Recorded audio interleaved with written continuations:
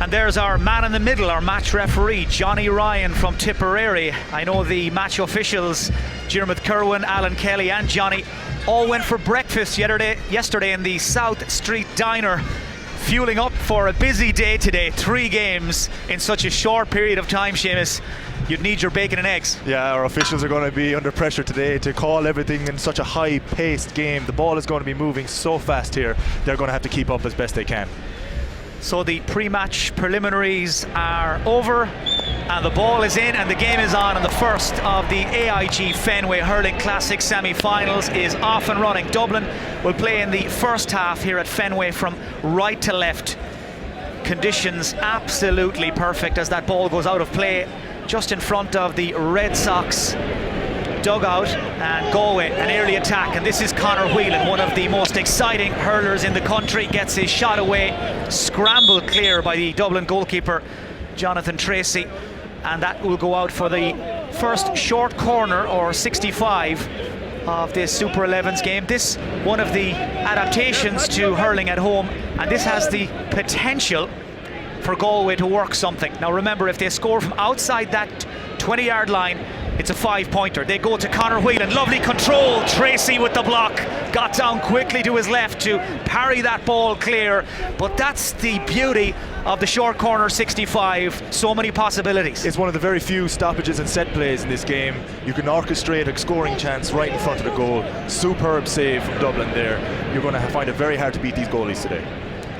Éanna Burke on the ball for Galway, content to recycle back out towards a teammate, back out towards Martin Dolphin, but the pass was loose, and now Dublin with a chance to get on the attack. We're still very much in the settling down stages here inside the first 90 seconds. Dublin with the ball, it's Donald Gormley trying to make some headway, but his progress impeded. The quick tap and go free, Gormley with the shot, but Colm Callanan, the Galway captain and goalkeeper, alive to it and moves it clear as quickly as he can to Johnny Cohn. Plays at midfield for Galway. He's the man that links defence and attacks so often, but just on a different wavelength there to Conor Cooney, and that ball runs wide. We're still awaiting the first goal, the first score, as Jonathan Tracy elects to go long right into the Galway goal square. One back there by John Hanbury, one of the toughest and most tigerish defenders in the game of hurling. Finds Cohn again. He's a real live wire, all action to Conor Whelan. This guy has got serious wheels, goes for it and goals brilliantly. Conor Whelan, well, we told you to watch out for him. The Galway number 3, he's absolutely lethal, and he has the honour of scoring the first goal in the AIG Fenway Hurling Classic semi-final. The first goal struck inside the defensive zone, 3 points from Conor Whelan, one of the most exciting talents in the game.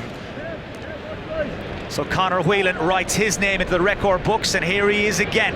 He is going to take a lot of watching. Such a dangerous inside forward as that ball is threaded through by Conor Cooney. Galway, the All-Ireland champions for 2017, have started really well here. They're on the attack again. This time Brian Malloy fouled 30 yards from the Dublin goal. Tap and go free, taken quickly. Here's another goal chance, and Joseph Cooney with a terrific finish from inside the 20-yard zone. It's another 3 for Galway, and the defending champions lead 6 points to 0. Now Dublin need to come up with something here. There's a half chance. Donald Gormley trying to scramble it home. There's a real hustle in front of that Galway goal line, and Porrik Mannion, his brother Cahill, also hurls with Galway, gets it clear. Tremendous defence there from the Galway team. Held solid against immense pressure from the Dublin forward. The transition from defence to attack is such an important element to this game. The speed at which you got to transition from offence to defence, it's really, really challenging. Now Dublin trying to work something. They go for a 5-pointer. It's Alan Moore. Never got hold of the shot though. There's a strong breeze out there. It is blowing into Dublin's faces in this first half. It didn't help Moore there as he tried to set himself and get the shot away, but it's Galway leading by 6 points to 0. We've played just over 4 minutes, and here's Alan Moore again. Plays his club hurling back in Ireland with St. Vincent's. These all, of course, elite amateur athletes. They'll all be back at their day jobs next week when they return to Ireland, as Dublin's Niall Mcgraw is forced backwards, and it's a tap and go free to Galway. That was a kick from one of the Dublin players. One of the rules in Super 11s, you can't kick the slitter. That's one of the adaptations. Mcgraw there, I think, just seemed to get lost in his thoughts, and Galway still trying to engineer a scoring chance down that central channel, down that central corridor. Porrik Mannion foul, takes the quick free, seemed to strike a Dublin player on its way through. They've got plenty of bodies back there in front of their own goal, and in the end the whistle of Johnny Ryan brings that passage of play to an end. He saw a foul by a Dublin defender, and this is another chance, Seamus, for Galway to work a score. So again, any foul committed inside the defensive zone is a penalty stroke. One-on-one with the keeper. One of the better strikers in the game here, going to test our goalie. So a penalty for Galway, and it is buried in the back of the net by Conor Cooney. He's one of the big names, the big stars in this Galway team, and he has the distinction of scoring the first penalty. That's a 5-pointer for Galway, and they now lead 11 to no score. Dublin almost 6 minutes without a score on the board as Galway attack in waves. Here they come again. Conor Cooney into Conor Weiland, the number 3 from the beautiful village of Kinvara in County Galway. That time tried to lose the defender in the traffic. Dublin get it clear, but only momentarily as Galway come once more. They have really pinned Dublin back inside their own half as that ball is played across by Breheny, but his intentions were read initially by Dublin. They again, though, cough up possession very cheaply, and this allows Galway to build up ahead of steam. They're a big, strong team. So many of their players built like rugby players. Big, strong men standing over 6 foot tall, 15, 16 stone. And Dublin finding it very difficult to live with them in these first 6.5 minutes. This early settling period for Dublin is a real test. They're playing the All-Ireland champions, who are, by a long way the favourites for this tournament. The settling period is going to hurt them. They've got a long way behind. They're going to have to catch up pretty quick. Well, this Dublin squad packed with university students and fresh-faced young hurlers trying to make an impression on their new manager today. But this really is a big test for them up against the All-Ireland champions, and just struggling right now to get their second wind. Dublin in the sky blue colours, still looking for their first goal of the game. It's the holders Galway who lead by 11. That's a shot from distance, and Gormley scrambles in a 3-pointer. Donald Gormley, the man from Ballantyre St John's, with Dublin's first goal. Huge score for Dublin. Great settling score for them in this early stages of the game. Great shot, great save, but the reactions are quicker by Gormley. Good score. Now Dublin try to come again. They get a free taken quickly, and absolutely smashed to the back of the net by John Heatherton. So 2 goals for Dublin in less than a minute, and they are right back in this game. Another 3-pointer for Dublin. This is what we need to see from them, a bit of competitive edge. Great hand from Conor Weiland. The angle's tight though, shot blocked away and scrambled clear eventually by Dublin, who are really now settled by those 2 quick goals from Gormley and Heatherton. The first 8 minutes have flown by in the first of the AIG Fenway Hurling Classic semi-finals on a beautiful day here in Boston. Quick free for Galway, and it sneaks in. It's Shane Maloney, who's only on the field a matter of moments. His first real touch of consequence. Jonathan Tracy, the Dublin goalkeeper, literally took his eye off the ball, and that's a smashing 5-pointer for Galway. They lead by 10 again as Dublin attack in the blink of an eye, and they too have won themselves a penalty for that foul inside the 20-yard exclusion zone. Yeah, we're seeing all the skills of hurling on display at the moment. We're seeing all the high fielding, catching the ball, sharing the ball by a hand pass, and then the striking here, the penalty. Paul Winters! All the best skills of hurling on display here. That was absolutely brilliant from the Dublin number 2. Made a name for himself when he was a teenager by running up some big scores in big games at Croke Park, trying to catch the eye of Pat Gilroy here this weekend. And with a finish like that, he's going about it the right way. 5 between them. Here come Galway. Low shot, great finish. Jason Flynn, natural born goal scorer Jason Flynn from the village of Woodford in County Galway. Galway open up that daylight again. Jason Flynn has a tremendous record of goal scoring, real strong athletic individual, excellent finish low to the corner. Goalie could do nothing about it. Here we go. Well, off the ball there when Colm Callan, the Galway goalkeeper, had cleared the ball downfield. There seemed to be a late challenge by one of the Dublin players. One of the Galway men took exception, and now unfortunately we've got our first melee of this semi-final.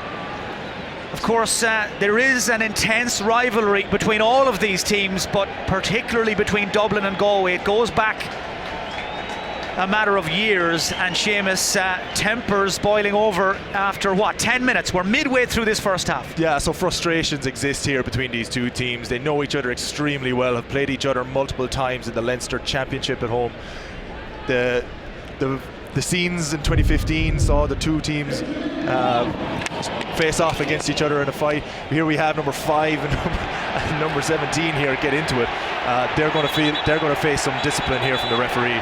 You know, again, we're looking to keep the tempers under wraps here, but this is a part of the game. These guys are passionate about what they do. Well, right now the match referee, Johnny Ryan, is in communication with his TMO, and they're just having a closer look at that incident between Dublin's number 17, John Heatherton, and Galway's number 5, Adrian Toohey. Yeah, so this is about assigning the discipline to the correct players to make sure that anybody who's sent to the sin bin is appropriately disciplined here.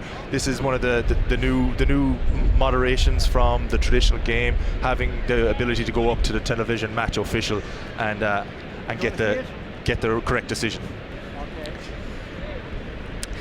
There's the Dublin manager, Pat Gilroy, just in consultation with his coaching team, waiting on the decision of this man, Johnny Ryan, the match referee. So all the while the clock runs on. Remember, it's a 20-minute half, so this stoppage time will be added on at the end. The Dublin player in your picture, John Heatherton, was one of the 2 men involved in the incident. Okay, but is it around the neck or is it going for the helmet face guard? Galway's manager there, Micheál Donoghue, watching on as well, but we can hear the referee now speaking to the TMO, just getting clarification. Yeah, so this is about the severity of the incident. Here we have the ball break in here, small swipe here from Heatherton, exception taken to it, so you know it starts off from here and everybody gets entangled, but the first incident is likely to be one penalised, the swing of the hurley back. The referee is looking for confirmation there. Well, I think we can say now with complete certainty that these teams have brought their rivalry, brought that edge with them across the Atlantic Ocean. I'm throwing in the ball. Here, and referee Johnny Ryan sending both players to the sin bin. So both Dublin's John Heatherton and Galway's Adrian Toohey will spend a few minutes in the sin bin just to cool down, and away we go again. That stoppage taking maybe 2 minutes out of the game as Dublin try to continue on their merry way with the comeback. The shot from Alan Moore is blocked away and parried, and now Galway go long with Martin Dolphin releasing it in, and it's gone all the way. It's a goal for Galway. It's a goal for David Glennon from inside his own half, I do believe. That's a 5-pointer for Galway. But the Dublin number 16, Stephen Chester, in that goal mouth will be absolutely furious with himself. Seemed to lose the ball in the sun, and before he knew it, it was in the back of the net, and Galway lead by 5 again. 13 and a half minutes on the clock. Yeah, that activity in front of the goal distracted our goalie. Very, very hard to pick it out in that strong sun down there. Very unfortunate goal to concede. So just to correct that, it's 26 for Galway, 11 for Dublin. We've just tidied that up for you just to avoid the confusion. So Galway with a 15-point lead right now. The reigning All-Ireland champions, the reigning AIG Fenway Hurling Classic champions as well. And bar 1 or 2 blips, you'd have to say they have been in pretty much complete control. Their build-up play is really good. They're in again. That was tucked away beautifully by Porrik Mannion. Wouldn't be renowned as a goal scorer, but he timed his run to perfection. Great score by Mannion. The key difference between the two teams here is Galway's ability to pass the ball without dropping it, getting the ball to hand. Dublin are finding it harder to get the ball into hand and distribute it around the field. They're struggling in that area.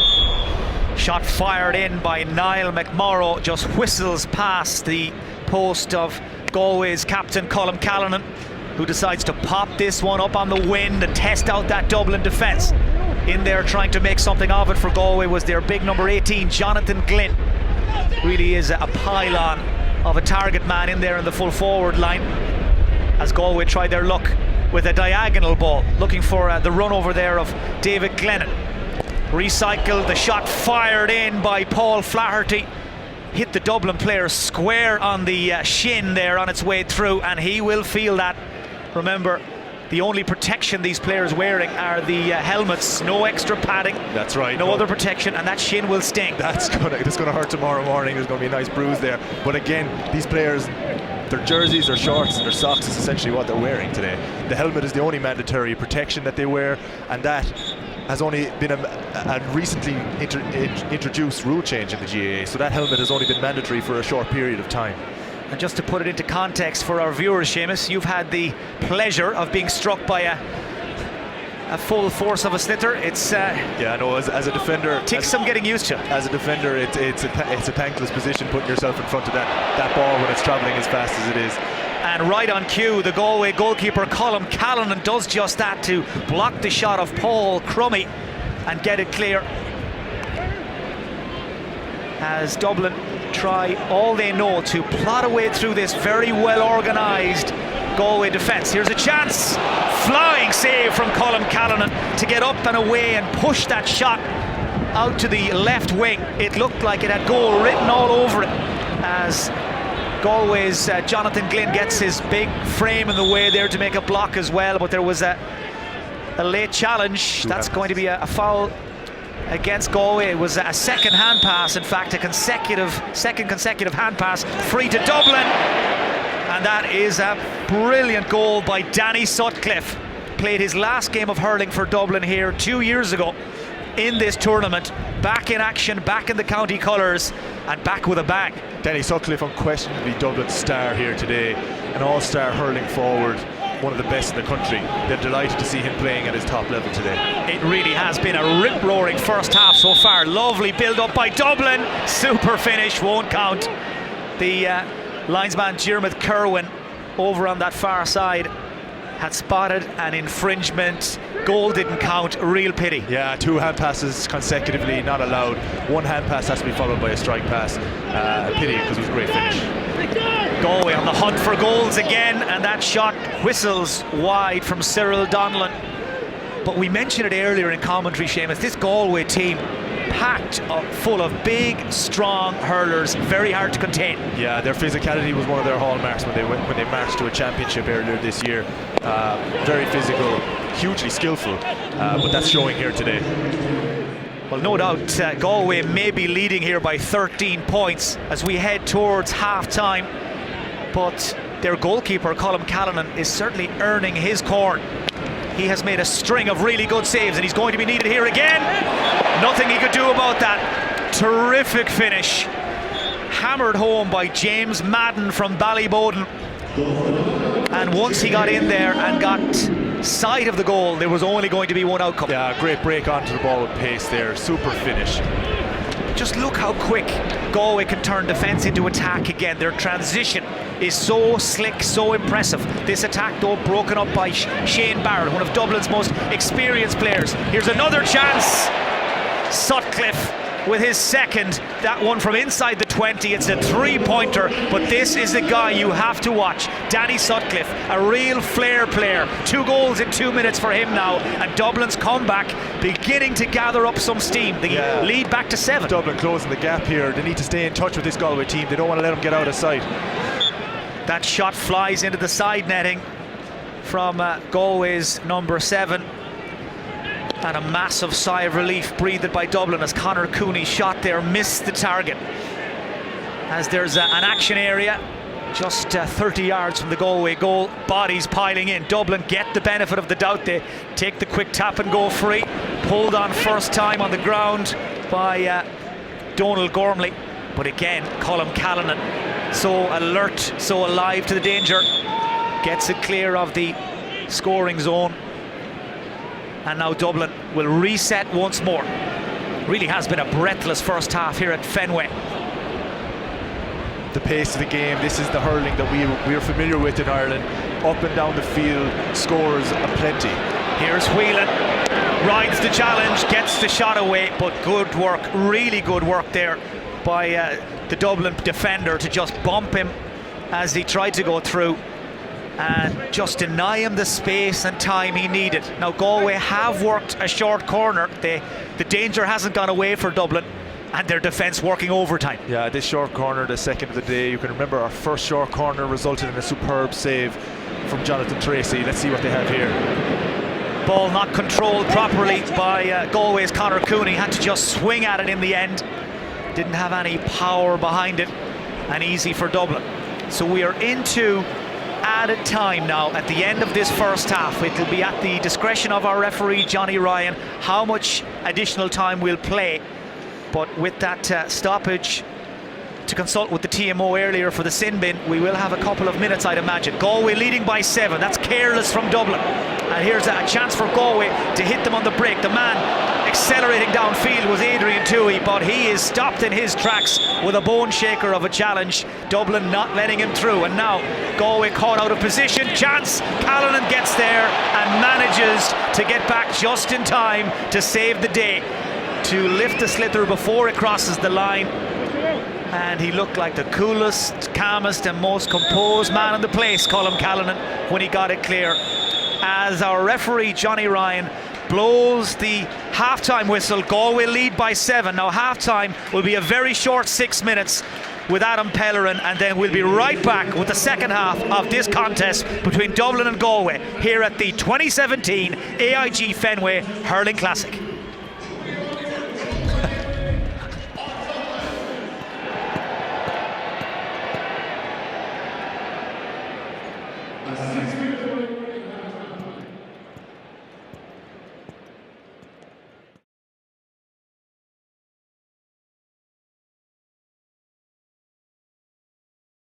Oh.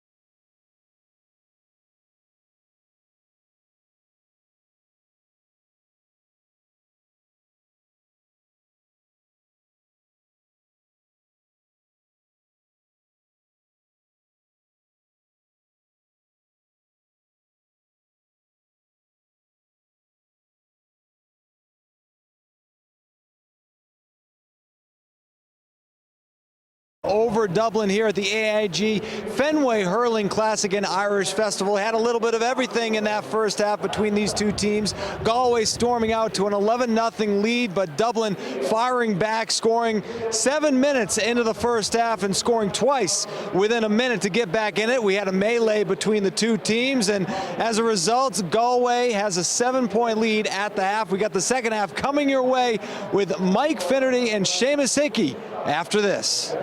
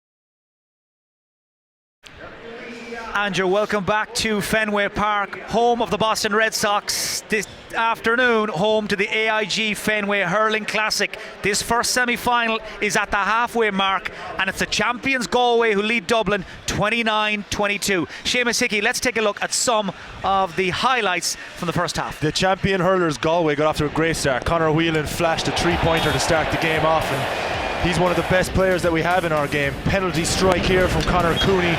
Sent the goalie the wrong way, put it straight down the middle. He's one of the best strikers we have in the game. John Bellew, great strike, great score. Keeper nearly had a hand on it. Jonathan Tracy couldn't keep it out of the way. Colm Callanan, great save here. One of the best shot stoppers in our game. One of the best features of this game is the shot stoppers, the goalkeepers, and their prowess in stopping that 80-mile-an-hour slitter.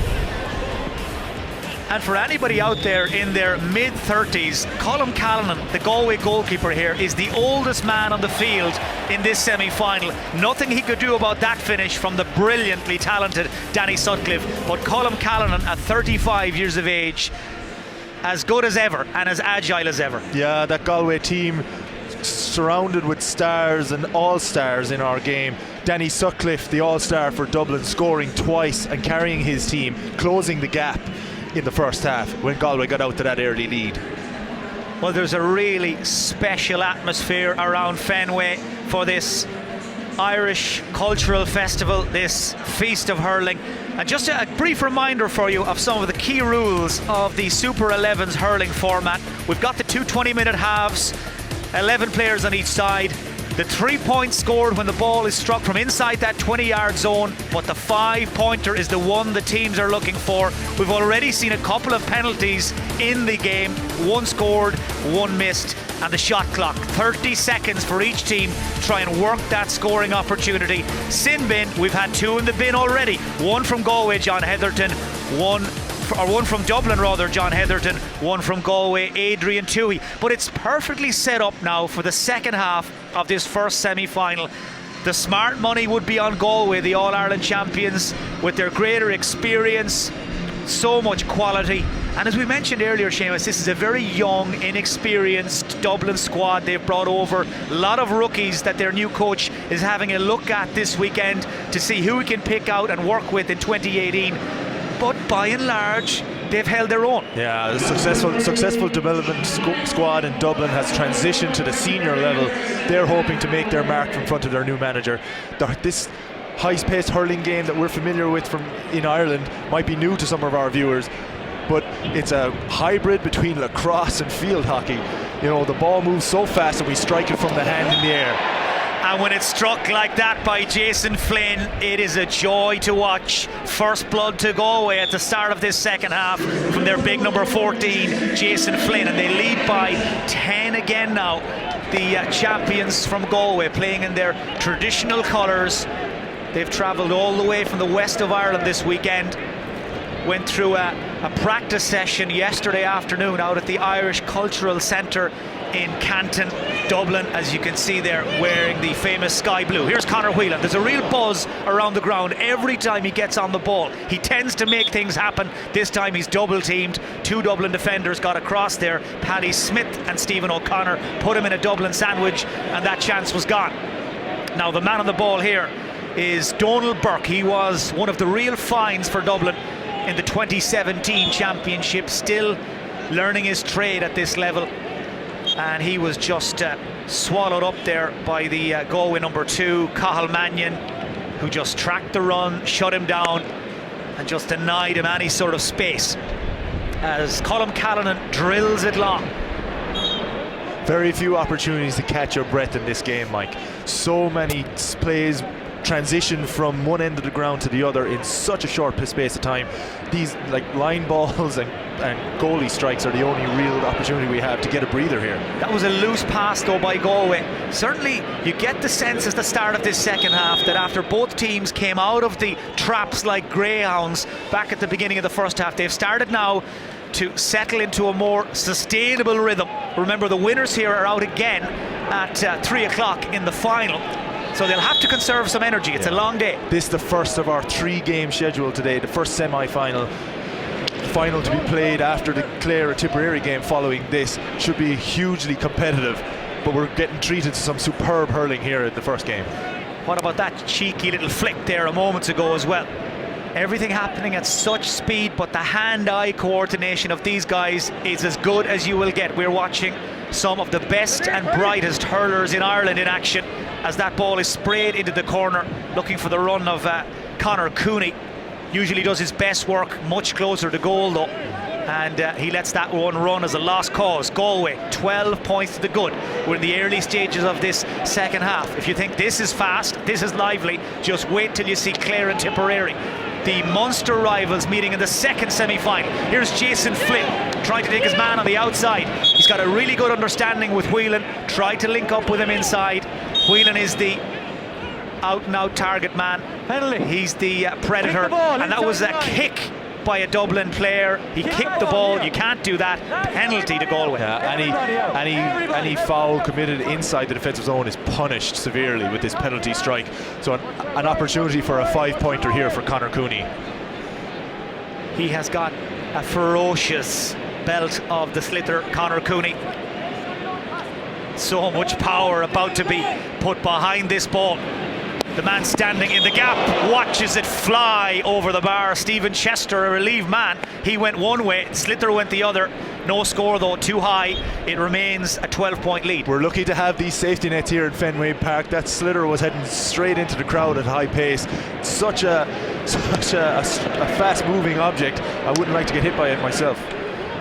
Yeah, I think at first glance there, it looked like the Sliotar was headed for Yorkie Way out behind that end of the ground.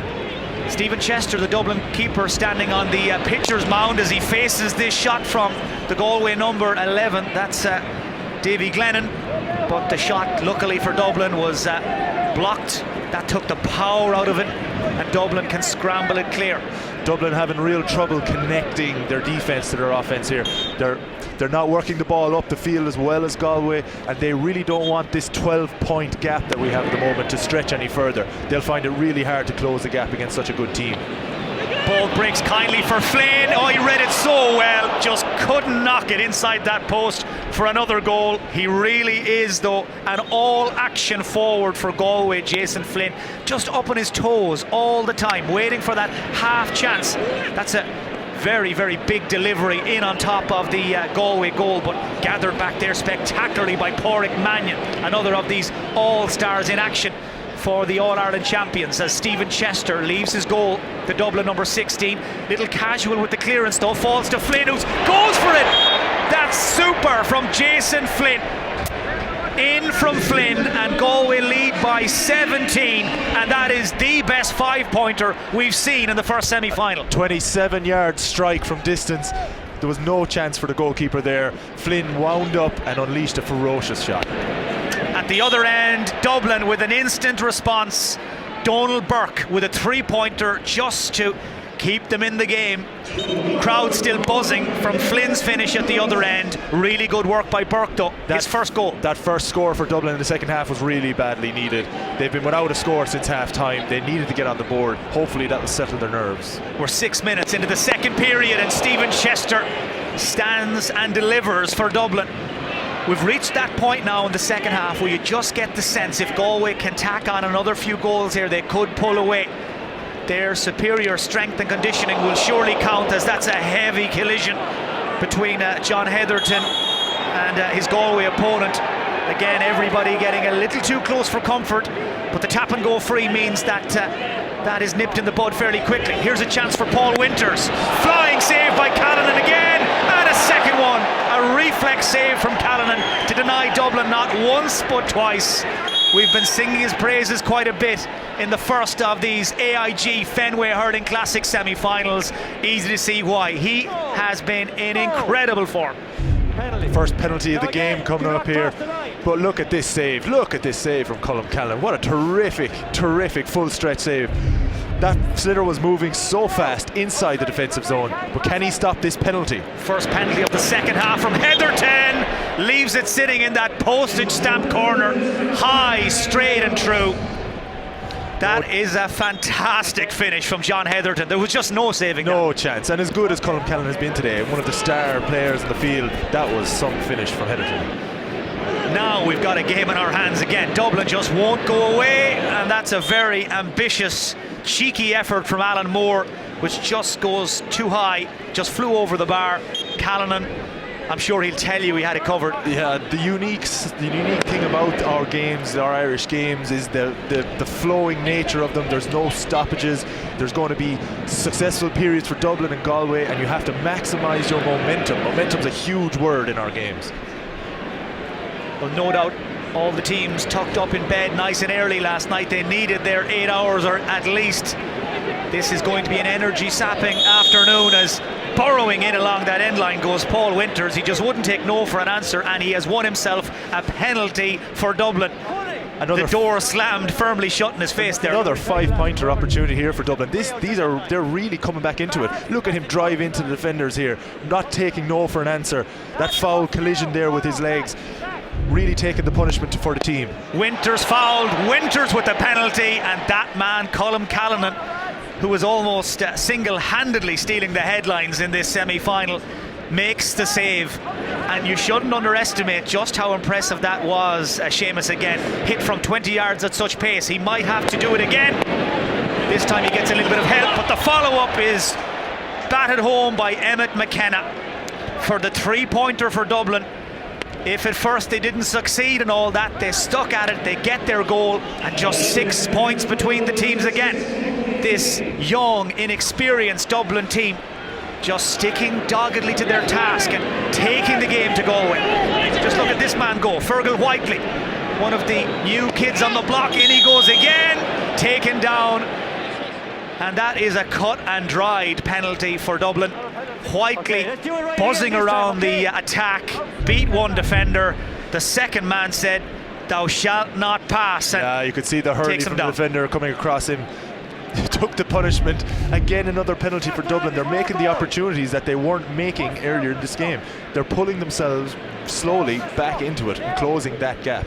The only man busier than Seamus and I right now is Colm Callanan, and the Galway goalkeeper has just done it again. His ability to be in the right place at the right time, nothing short of remarkable in this semi-final. The Galway captain leading by example. Now we need some help up at the other end. The shot from Glynn is dropped. Trying to bundle it home is Brian Malloy, and he's been fouled, and it's a penalty down at the other end of the ground here. It really is all go. Yeah, Stephen Chester says anything Colm Callanan can do, I can do too. Great save. The defenders didn't regroup fast enough. Brian Malloy got in, fouled, and now we've had another penalty from Jason Flynn, an expert marksman. Let's see how he finishes this. In case you've just joined us, you're watching the 2017 AIG Fenway Hurling Classic, coming to you live from Fenway Park. This is the first semi-final, and that is Jason Flynn, and that was a rocket from the Galway number 14, his third goal. He really is enjoying himself out there. Yeah, he's such a threat from place balls. Really difficult to stop that strike.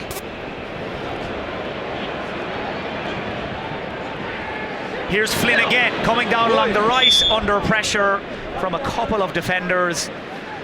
And in the end, he just simply ran out of open road, had nowhere to go. Dublin need to get a score here, because we're down into the last 10 minutes of this game. 10 minutes left, 11 points between the two teams. Dublin need to close that gap if they've any chance of making the final, which is coming up here in Nesson.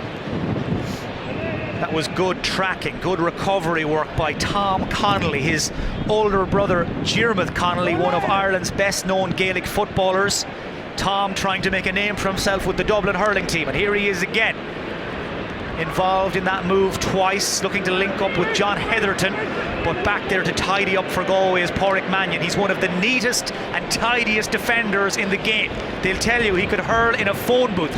So neat, so tidy. Gets that ball down to a colleague, down to Paul Flaherty, loose man. That's Johnny Glynn, just couldn't get it under control. In fact, it was Cyril Donlan who just couldn't trap it. Now here he is again though, might get a second bite of the cherry. Support outside, ball scrambled in towards Chester, and the Dublin keeper cleaned out with a big hit, and he is down and staying down. Physical hit there. When you're down lifting the ball off the ground, you're very vulnerable. It's illegal to shoulder charge. Here we see it. Chester goes down to rise the ball, shoulder charge straight to the head, an illegal move, a free out to Dublin. He's going to feel that tomorrow morning. Well, Galway's number 28 there, Shane Maloney, hit the Dublin goalkeeper with everything he had, and no surprise to see he's off the field right now, Shane Maloney, as Galway try to manufacture a scoring chance. Maloney's challenge seen there, I think, as an illegal one. Stephen Chester has also left the field, and his replacement, Jonathan Tracy, somehow seemed to scramble it clear. Now the big question is, did it cross the line or not? Jonathan Tracy's demeanour would suggest it didn't, but it was oh so close. Such a close thing. The reactions of Chester to get it off the line here. Here we see it. Look at this. Is it across the line? I think he stopped it.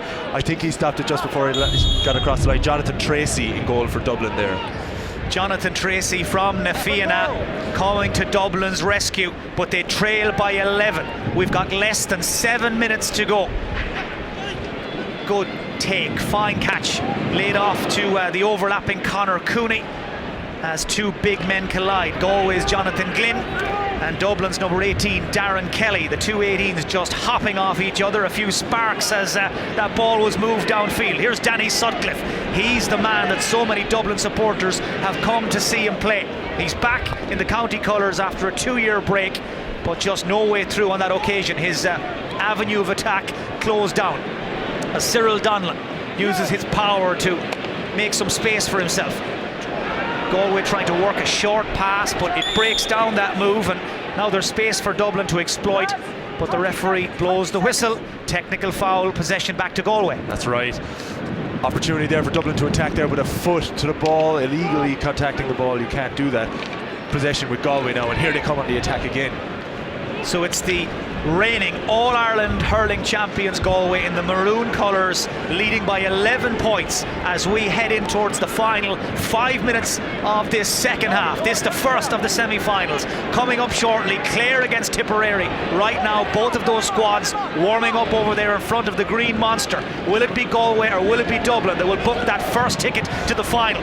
We're watching Jonathan Glynn, links up inside, and Porrik Mannion, not for the first time, finds himself in the right place at the right time, and a really smart finish. Galway's lead out to 14. Galway have shown throughout this game how clever and skillful they are with distributing the ball. They've been exceptional at creating opportunities, and another great score there by Breheny. At the other end, my hero, Colm Callanan, just once again shows us he's far from finished. In fact, I think he's intent on making this all about him. Another super save as he delivers this one towards Cyril Donlan. Ball kicked though close to the Dublin goal. You can't do that in Super 11s hurling, and that will mean it's time for Conor Cooney to stand over this penalty.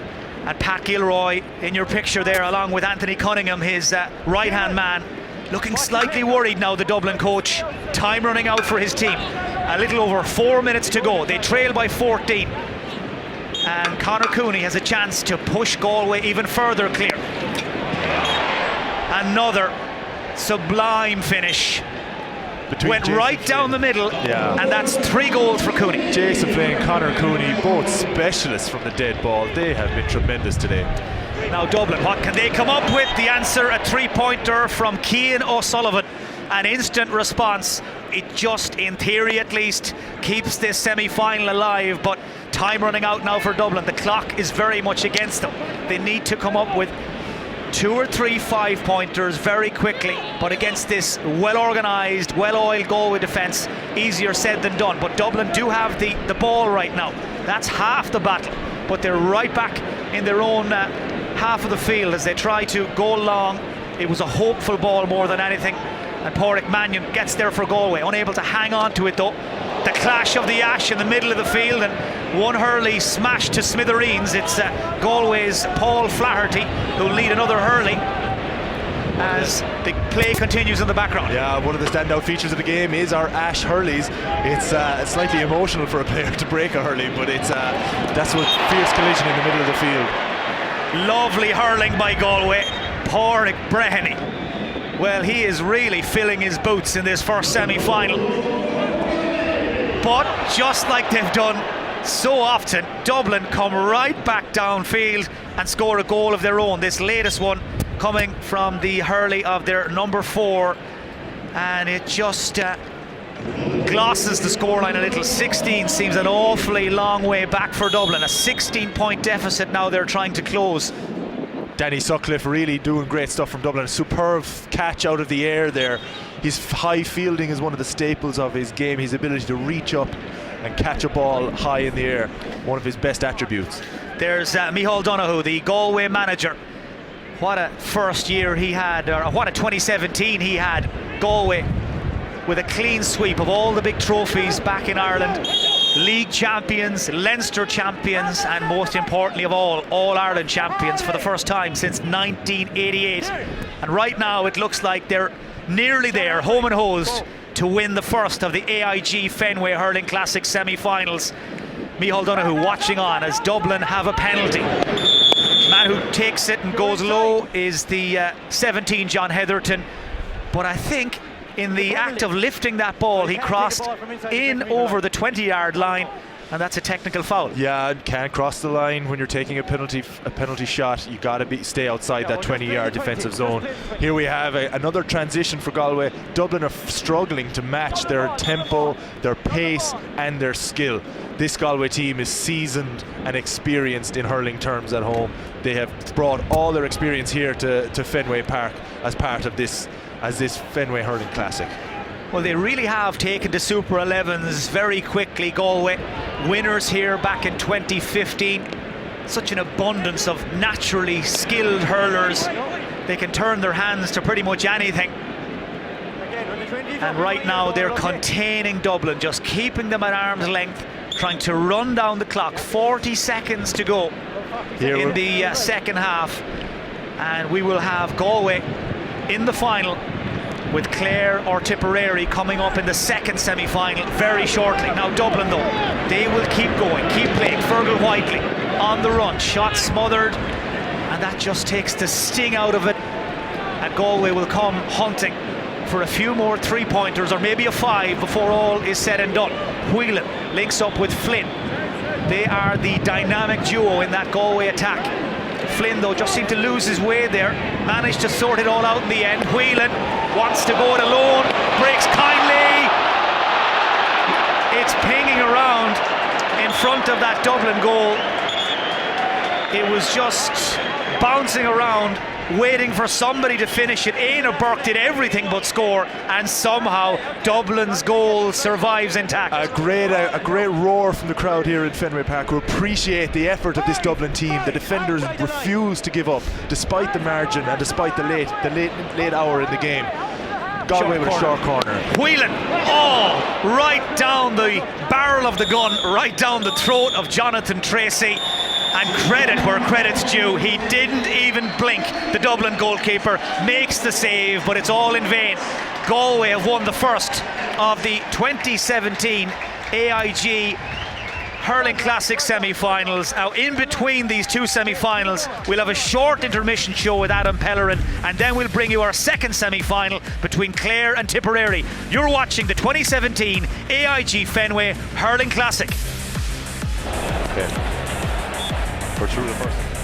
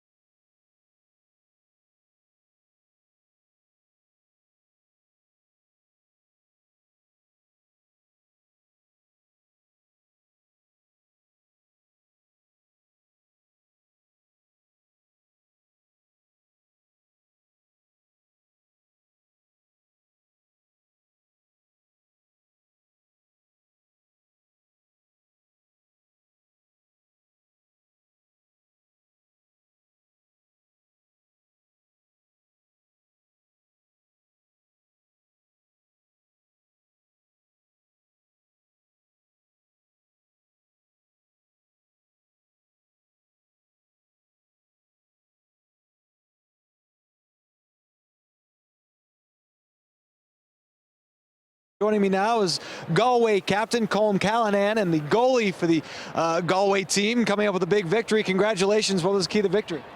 Yeah, it was a fast-moving game. I think we got a very good start. You know, we built up a 9 or 10 point lead at the beginning, and so we were able to keep that little bit of a gap throughout the game. Then, so that got us over the line, I think.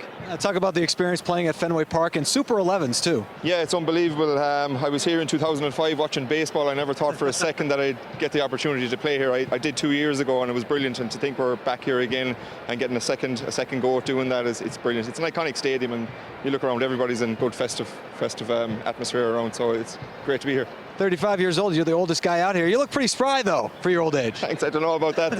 There's some quick balls coming at me there. It was busy, but busier than the full game we'd play at home, you know. But yeah, it's good. It's enjoyable.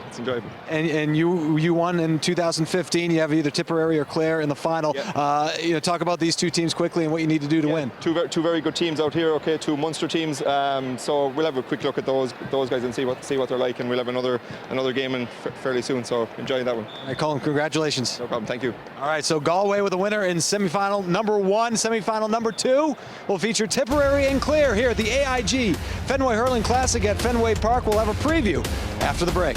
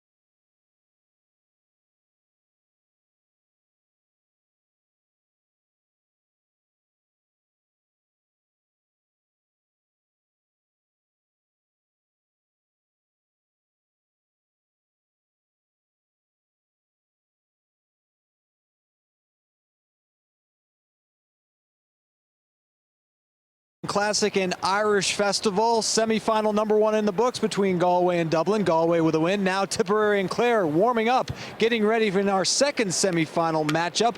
Tipperary captured the All-Ireland Championship in 2016. As you take a look at Tipperary manager Michael Ryan and captain Noel Mcgraw leading the way as well. Here's a preview of today's matchup. We've a very healthy rivalry going on now, I can tell you that, each and every one of us.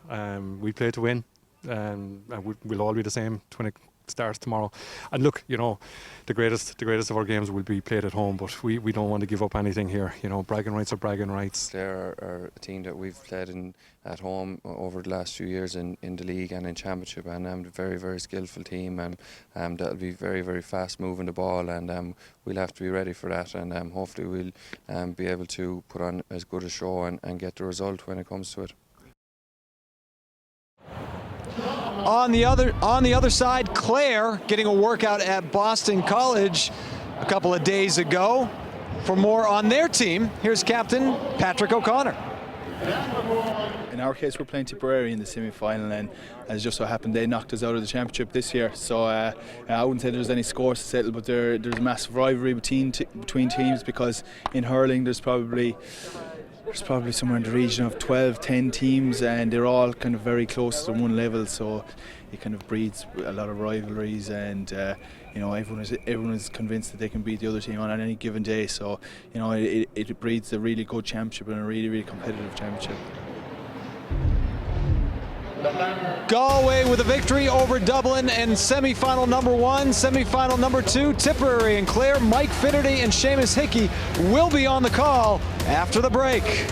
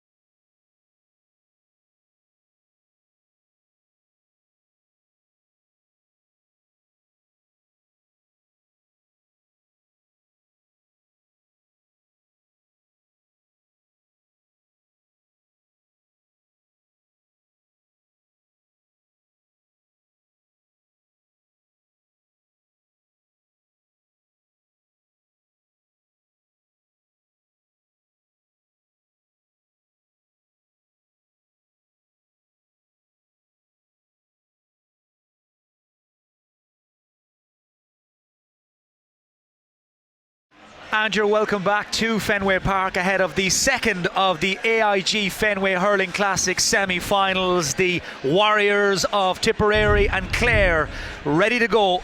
And again, we'll just take a quick look at some of the main rules of the Super 11s hurling format. 2 20-minute halves, 11 players on each team, 3 points for a goal from inside 20 yards, 5 for a long-range effort.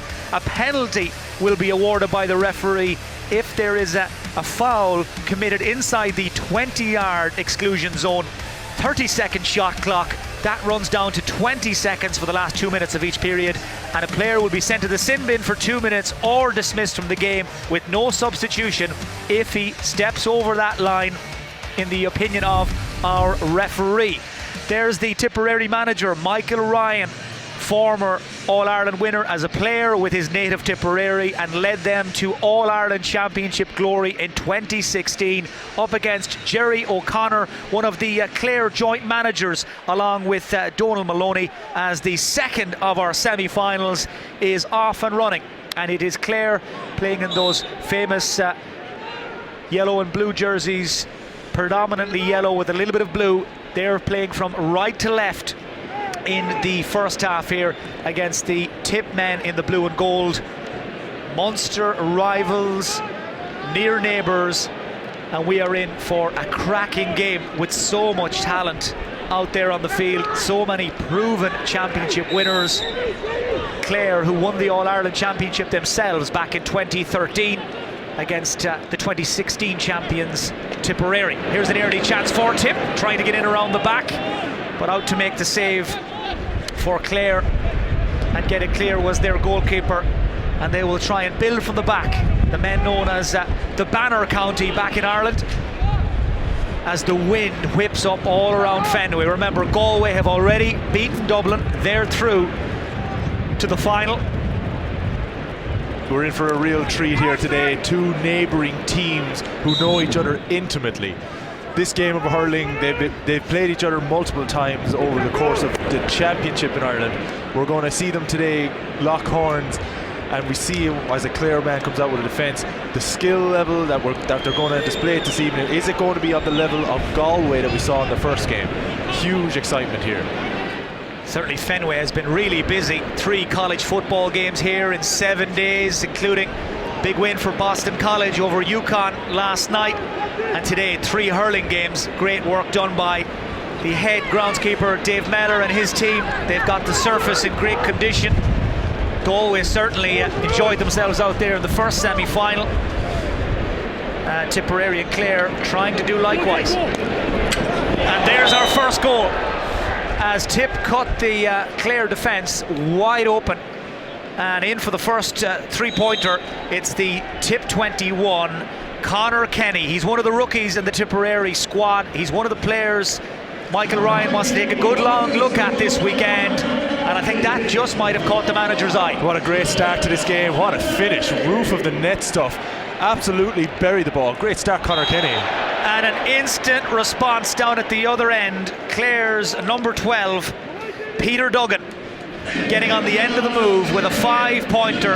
A spectacular start to this second semi-final. We haven't even played 3 minutes, and already Tip and Clare added hammer and tongs, just like they would, of course, back at home in the Munster Championship. No different. These teams are going to give it everything they've got here, but a great start. 2 goals in the first 3 minutes. We're going to see an awful lot of scores here today. So as we said last night, it was touchdowns and interceptions with colleges football at Fenway. Today, hooks, blocks and goals galore. 2 in the first couple of minutes, as Tipperary have a little bit of defending to do here. Tossie Hamill, the big number 19, gets it clear. Tip starting with an 11 that's a mixture really of proven championship performers and some rookies as well, trying to find the right blend. As over on this near side, Bubbles Dwyer, John Dwyer sprays it back, they find space, brilliant save. The Clare goal leading a charmed life, but Donald Toohey earning his corner. Yeah, again, where goalkeepers are to the fore here. Look at this full stretch save, going top corner, and here we have our first short corner of the second semi-final. It really was a rocket that was fired in by Sean Curran, but the Clare goalkeeper equal to it. Bubbles Dwyer having the first contact with the short corner. Clare deflected out for another short corner. This set piece is an important part of the game, gives you a huge opportunity to get points on the board. Well, I've heard that Clare in particular have done an awful lot of work on techniques for short corners. Tipperary rarely found sleeping either when it comes to improvising and innovating, but this time unable to work a scoring chance, and Clare will play on the break. Sprinting downfield goes David Reading. Support from behind him, and that shot fired in by David Fitzgerald, parried away by the Tip goalkeeper. Clare might get a second bite though. Man trying to recycle that ball was Conor Mcgraw. Normally so difficult to pin down, so elusive, the Clare number 10. But right now it's his defensive colleagues who are in play, and there's some space perhaps on this near side for David McInerney, man who works at home back in Ireland as a part-time farmer, and right now watching as Tip try to build themselves. Man on the ball is their number 12, fires in the shot, Michael Breen. No score. The early exchanges here are very tight. Both teams are struggling to get possession because of the competitive nature of the game. Very difficult to get on the ball, and when you do, you don't have the space to move it. Really good competition from both sides here. Donald Toohey, I think, would be happy enough to see that shot blocked before it got anywhere near him. One of his colleagues, I think it may have been Shane O'Donnell, who came across to make a block. Shane O'Donnell, a man who scored one of the most famous hat-tricks ever in an All-Ireland final back in 2013. That day he was started, a surprise starter for Clare.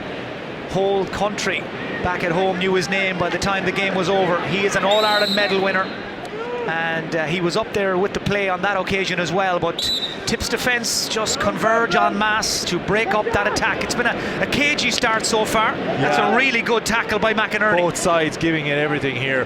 The tackling has been superb, but what we got to remember here, these guys are amateur athletes, elite amateur athletes from Ireland. They go back to their day jobs tomorrow, but they're putting on quite a show and a commitment here at the moment. Well, that was Peter Duggan letting rip from outside the 20-yard line there, looking for a 5-pointer.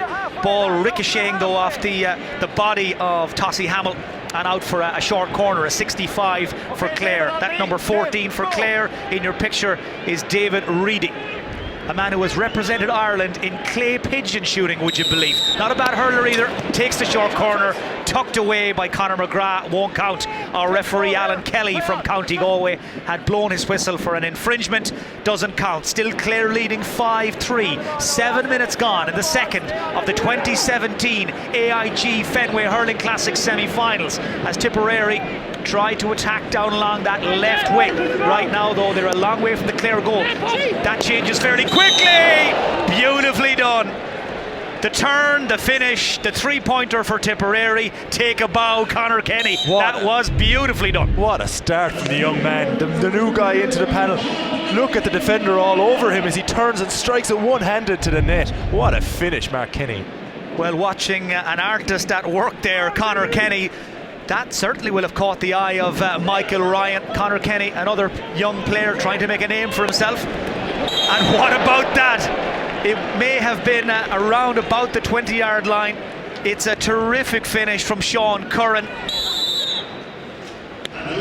Tipperary really finding their stride now. The turnover possession, another shot. Great save.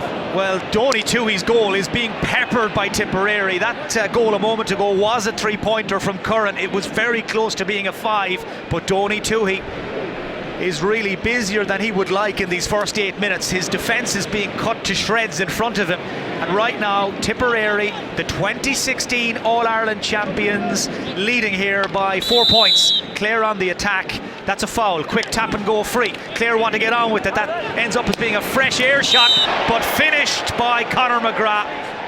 Lethal from 20 yards.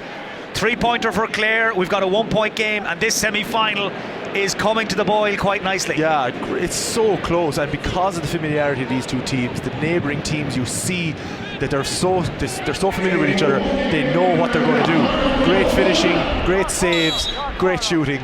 We're starting to hit our stride in this game. Paul Maher with the save for Tipperary. Did really well to get down low there. Ball travelling at such speed on the surface here at Fenway. Paul Maher, who right now is standing more or less on that pitcher's mound. Red Sox fans will know it well, as Clare try to work something here. Remember, they've done a lot of work on this technique. Final shot fired in by Tony Kelly, who was voted the best hurler in Ireland in 2013. Keep an eye out for him, the Clare number 18, Tony Kelly. Couldn't finish there though. Didn't make good clean contact with the strike, and instead Clare have been forced back out towards halfway. Speaking of halfway, we're midway through the first half here. It's a 20-minute period, and it's advantage Tipperary, but only just in this Munster derby. Clare and their number 5, John Conlon, on the attack. Here's big David Fitzgerald. That's a three-pointer for Clare, a three-pointer for Fitzgerald. I think it was in before Paul Maher even saw it. Great work by John Connolly to feed Davy Fitzgerald, and one-on-one with the keeper, he wasn't going to be beaten. So Clare take the lead, as down at the other end it's a penalty for Tipperary. Things can change so quickly in these Super 11 games. The pace of this, a great goal, a great finish by Dave Fitzgerald at one end, and now we have a penalty at the far end for Tipperary, a 5-pointer opportunity for John Bubbles O'Dwyer. Great name, Bubbles O'Dwyer. Well known in Ireland as one of the key marksmen for Tipperary, an All-Ireland winner. Well, one of those players known far and wide as Bubbles, a hero in Tipperary, and a very good strike and an excellent save by Toohey. Bubbles Dwyer denied by the Clare goalkeeper, and it remains advantage Clare. Tipperary playing in the blue and gold from left to right. No way through just there for John Mcgraw, though. Had to go backwards to come forward. Now there might be a chance here, and Toohey somehow manages to get his body behind that thunderbolt from Ger Brown. And Donny Toohey risking life and limb to make that save. It was hit at him like a rocket from Brown, and Donny Toohey didn't flinch, got the hurley up to make the save, and the end result of all of that is we have another penalty. We're watching one a moment ago, now in real time, and that's better. Noel Mcgraw, his first goal of this semi-final. He is one of the best in the business. Tip lead, 14-11. Yeah, that penalty was well struck by Noel Mcgraw, but what about the save from Donald Toohey? The reactions of the goalkeeper, as we see a great collection, a great catch out of the air by Tossie Hamill. Great play by Tipperary defender. Well, viewers will have gathered by now, if you play in goal in hurling, you need to have your health insurance paid. It is a risky business. It is a high-risk occupation. But guys like Colm Callanan of Galway, Donny Toohey of Clare, they love it and they are really good at it. And here at Fenway, they're busy men. Quick tap and go free for Tip. Shot taken by the number 12, Michael Breen, but very crowded area. It's rush hour traffic there in front of the Clare goal. Tipperary just running out of room. Couldn't work any sort of a scoring chance, and it's taken clear by Rory Hayes for Clare. Nice little cheeky pass over the shoulder to Tony Kelly. He's the man that makes this Clare team tick. Next man in the line is Ryan Taylor, denied by the woodwork, but in any event there had been a foul on Taylor just as he prepared to squeeze the trigger. It'll be a penalty for Clare. Let's take another look. Great shot to get away. The defender draped all over him, and look at that ball ping off the crossbar. But he's got the opportunity to get a 5-pointer here to make up for it. Man standing over the ball, Bobby Duggan. Duggan against Maher, and it flies wide. It had all the power it needed and more, just wasn't on target. Yeah, the accuracy needed to be on point there. This Tipperary defence is living dangerously with penalties. Tipperary changing their goalkeeper. We're 13 minutes into the first half of the second 2017 AIG Fenway Hurling Classic. Tipperary lead Clare in the Munster Derby, 14-11. Tip with nobody at home in their goal. As they made a change there, they were down to 10 men, and luckily for Tipperary, that ball was off target. Dara Mooney arriving a little late to the party, but he got there, and they get away with it. Not the smoothest of interchanges there. That's one of the things that can happen when you make a substitution at the very wrong time. Well, I think Dara Mooney there showing us he certainly knows how to make an impact.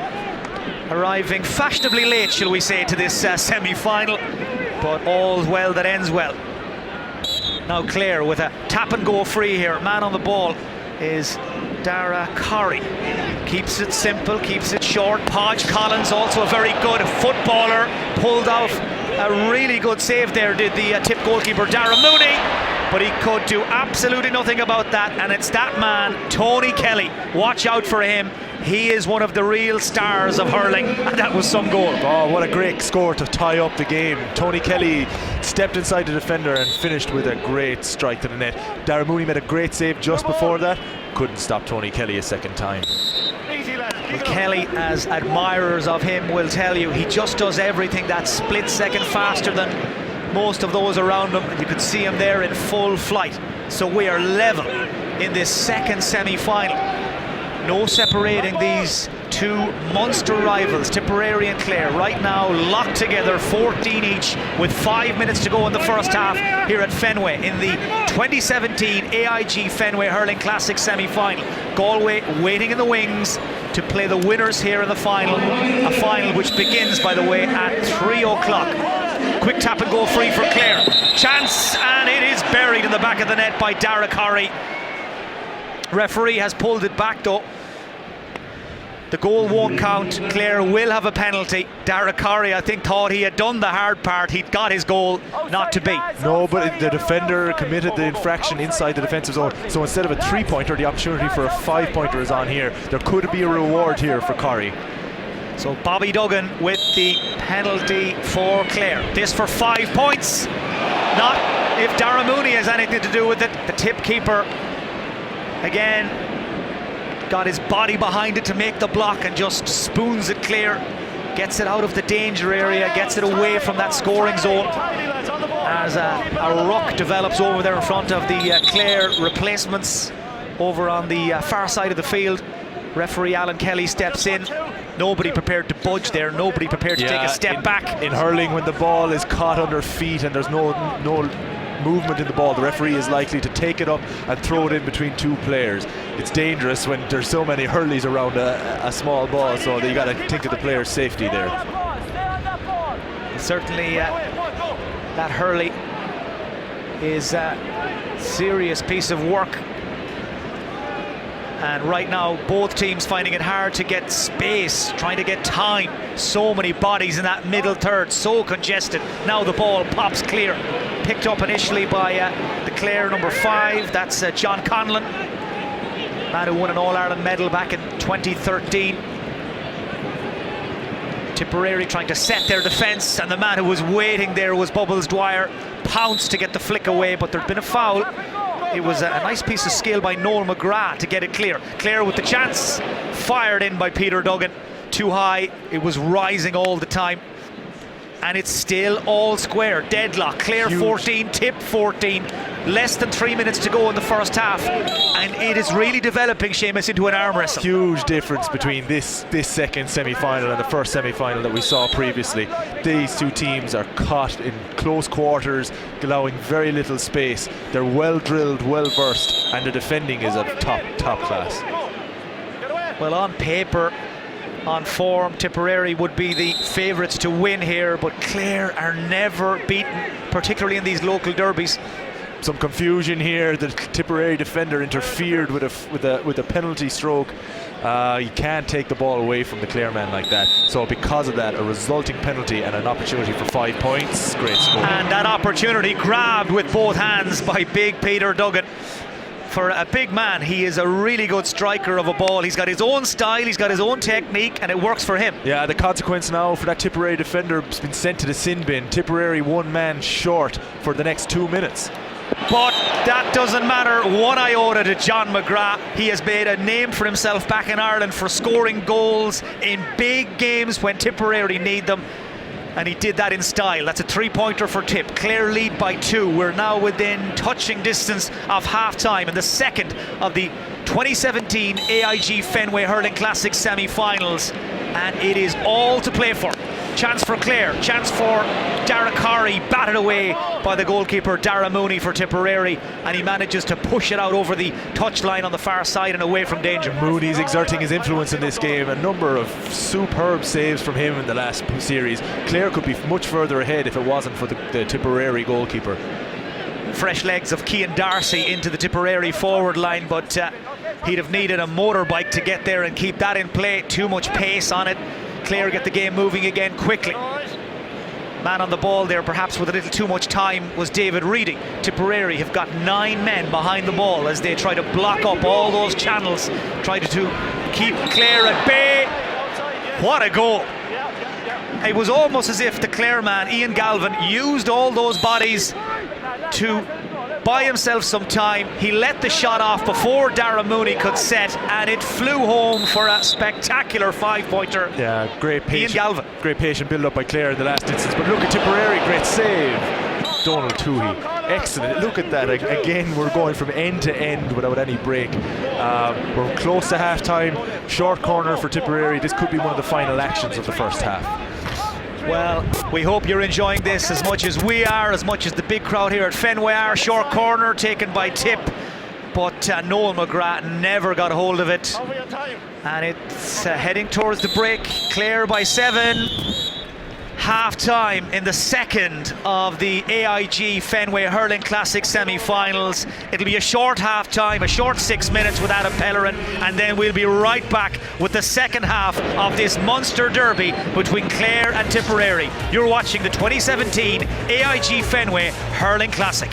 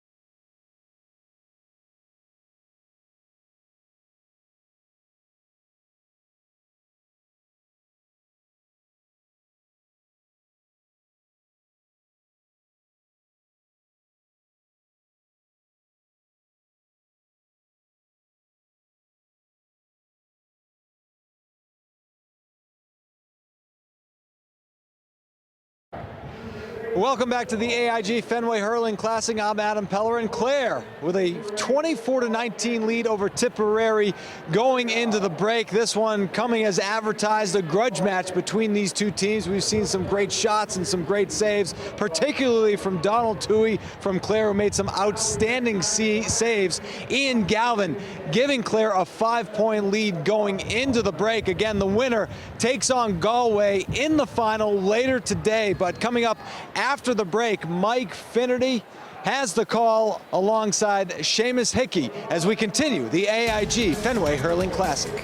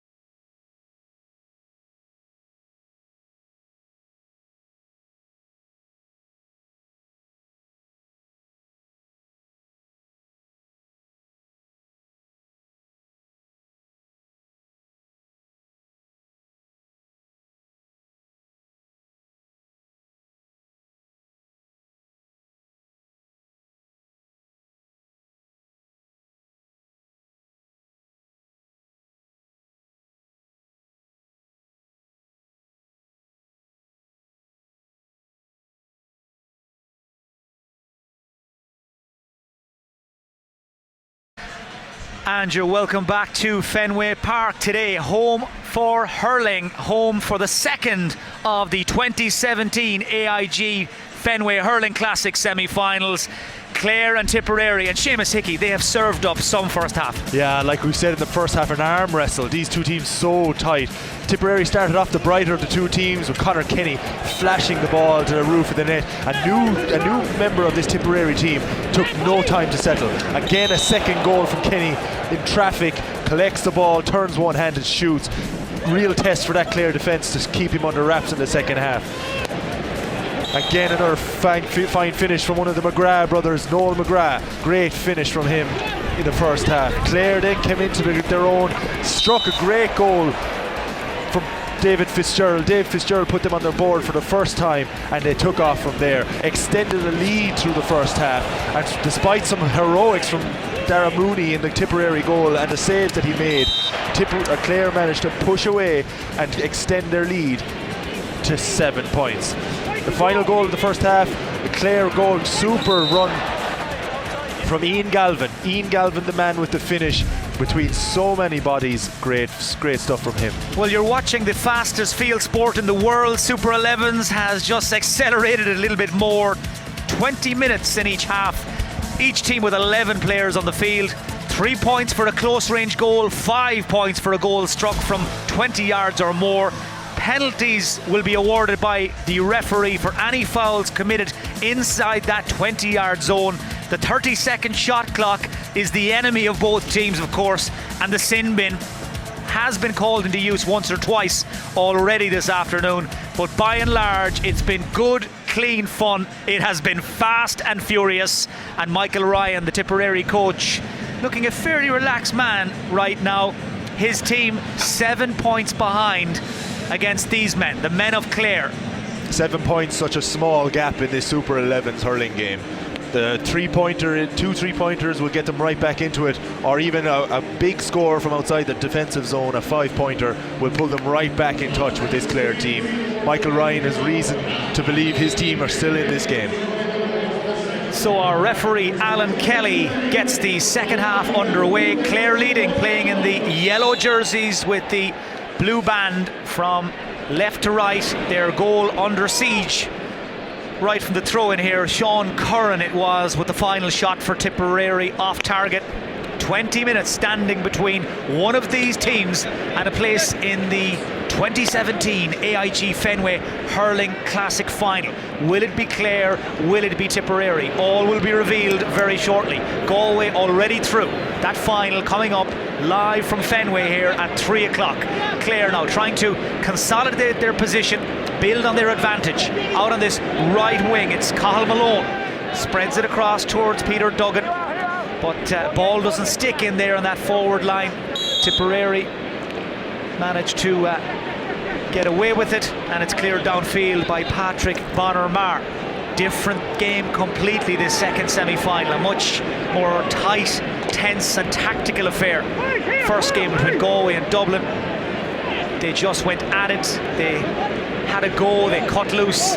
This though, much more strategic as Clare try to work an opening over on that far side. It's Conor Mcgraw trying to make an angle, no way through. Shane O'Donnell, the 8th predator, here he is. Another of those natural finishers trying to play an audacious pass across goal, but not on the same wavelength as his teammates. Some early second half jitters from the Clare team in attacking positions, not putting the ball to hand. Good defence from the Tipperary team, but we'll see both teams settle as the game goes on. Great catch inside there by the big man, Dave Fitzgerald.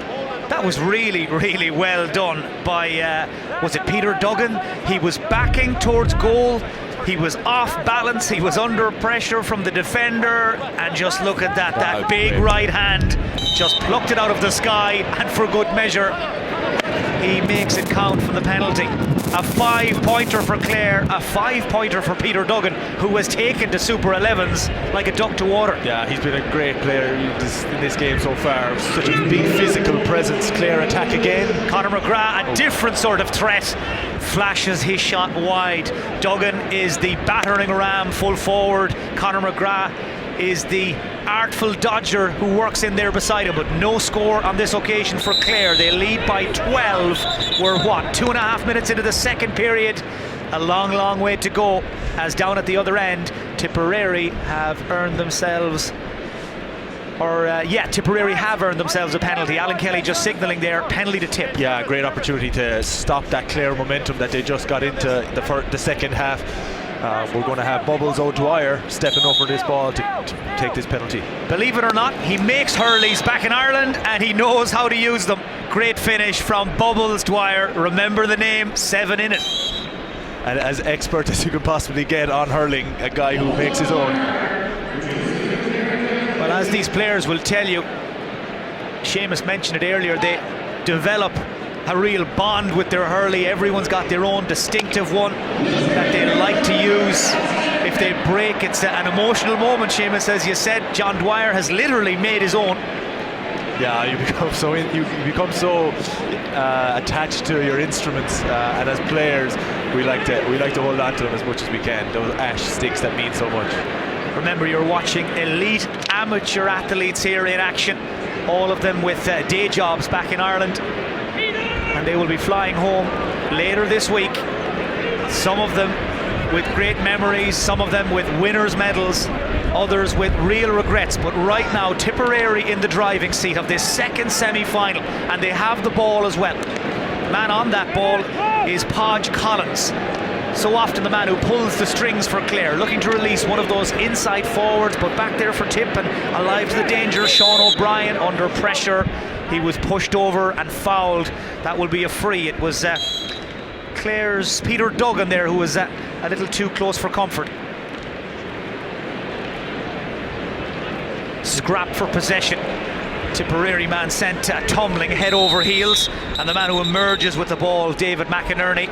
But there was a chop down, and Alan Kelly signalling there a yellow card for Clare's number 2, Patrick O'Connor. He's the captain, so he has been sent to the sin bin. He'll spend 2 minutes there to cool off, to cool his jets, and meanwhile, back in the game, it is on the attack. The Clare men looking to push their advantage out, and the shot fired in by Cathal O'Connell, high and over the bar. Won't count, no score. Great work by the Clare attack to get him into position. The finish wasn't the best. They really do need to take their opportunities in there. We're 5 minutes now into the second half as the Clare management try to make some changes, freshen things up. Down along this right-hand side, it's Conor Mcgraw. Really good block there. Man who came across to get his body in the way was Tom Fox. Fox links up with Sean Curran, and it's tap and go free for Tipperary. They're trying to force the pace now. They're 7 behind. 2 pucks of a ball and they're in front again. 2 goals for them, and they will be back in control of this semi-final. Clare though dangerous on the attack. Fitzgerald looking for a 5-pointer. Good save in there by Dara Mooney, the Tipperary goalkeeper, reading the intentions of the Clare man, and that's a really good clearance as well. Dara Mooney has been has had such an impression on this game. As we see here, a free given against the attacking player for barging through the defender. Clare come away with the ball. Yeah, I think John Mcgraw of Tipperary there decided he was taking the shortest route to the Clare goal, and that was right through the player in front of him, Cathal O'Connell. And as Alan Kelly so obviously demonstrated there, you can't do that. We'd like to be able to do it, but you can't do that in hurling. You can't go straight through a guy. These guys are so physical, they think nothing of it. It was almost as though the traffic light had just turned red and the Tip man couldn't stop himself. That's a big collision on the far side. Referee plays on. The quick tap and go free is finished to the net by Dara Corrie. 3 points for Clare. We had a heavy collision in front of the Tip bench. Referee Alan Kelly let the game continue. Don't think Tipperary are too happy with that decision, but hopefully the Tip player is okay. The goal for Clare means they lead by 10. Let's take another look, Seamus. Yeah, we're coming up the field. We have John Conlon coming up the field, and look at that for the hit. The defender, number 18, Sean O'Brien, really felt the pain there as that collision. Really tough competitor. Cathal Malone absolutely buried him. Well, that was a bone shaker of a challenge. Here's how Clare though continued on their merry way. Bobby Duggan to Dara Corrie, and Dara Mooney beaten. 3-pointer for Clare, who came into this game as the outsiders, but they lead by 10. And we know, Seamus, they've done a lot of practice in advance of this tournament under that man Jerry O'Connor and his joint manager Donal Maloney. They Absolutely. work well together. They're a good partnership, and all that practice has paid off so far. Absolutely, you can see it. They're a polished side. They're moving the ball really well. They're taking advantage of the fast pace, and they're moving the ball quickly when they're fouled. That's what's leading to the Clare goals. Well, they love their traditional Irish music and culture in County Clare. They love their hurling too, and they lead by 10, and they will celebrate with great gusto if they can make this final. There's a huge Clare crowd here. They had a social get-together last night in McGann's. Nothing social about what's just happened here, though. Tempers fray for the second time this afternoon at Fenway, and we said it earlier, Seamus, this just shows you this is business. This is serious business. Yeah, no, they took exception there when the referee threw the ball in. There was a late pull, and Hurley collided with the Clare player's leg. And these guys are going to stand up for their teammates. But the referee throws in the ball here. Bonner Maher breaks his Hurley off the Clare man's leg. Clare guys didn't like it. Tip guys didn't like the response. This is hurling in its purest form. And yes, you did hear that correctly. Bonner Maher breaking the Hurley off the leg of his opponent, and he will feel that when he wakes up tomorrow, the Clare man. But right now Clare have far more pressing matters to worry about. They want to get to this final. They lead by 10, and I was about to say you can make that 13. They are inches away from a 3-pointer, and it is that man again, John Conlon, huge big strong man who's causing so many issues. Brian Hogan, by the way, is now in the Tipperary goal. His father Ken won All-Ireland medals with Tipperary as a goalkeeper. Here's the shot. That is some goal. That's a keeper. A terrific finish from Clare's Tony Kelly, and when he's in the mood he can almost make that sliotar talk. He can weave some wonderful magic. He's a wizard, is Tony Kelly, and Clare lead by a whopping 15 points against the 2016 All-Ireland champions Tipperary. We've got a huge shock on our hands here, Shane. Clare really getting into their stride here. They're putting everything on the line here against Tipperary. That short corner shows their preparation, their commitment to the game. They really are distancing themselves from this Tipperary team at the moment. Well, nobody likes to be beaten by their neighbours, and right now you'd have to imagine Tipperary are furious out there. This game's starting to run away from them. Clare dictating the terms and the conditions, setting the pace. What can Tipperary come up with? We're waiting for their response. Less than 10 minutes to go in the second of the 2017 AIG Fenway Hurling Classic semi-finals here at Fenway. Lovely hurling by Clare. Ball popped by Ryan Taylor to the support runner Conlon. Great save by Hogan. Referee had blown the whistle. The ball was over-carried. The Clare man took too many steps. It was going to be a free, but in fairness, the players out there were playing on. They hadn't heard the whistle, and what a save from Hogan. In hurling, you can only take 4 steps with the ball in your hand. You must release, you must strike it or hand pass the ball. 4 steps is the allowed amount, and John Conlon infringed back then. Now here we have an opportunity for a 5-pointer for Tipperary to close the gap. Well, in hurling, blink and you miss it. 1 minute goal-mouth drama at one end. Now a penalty for Tipperary at the other. That's a 5-pointer from Noel Mcgraw. Clean strike, flies into the roof of the net. His second goal. Brilliant hurler is Noel Mcgraw. His brother John out there alongside him today. That was a really good catch by Clare's Peter Duggan. Much more to Duggan than just physical power. Here he is again! Duggan from downtown with a great goal.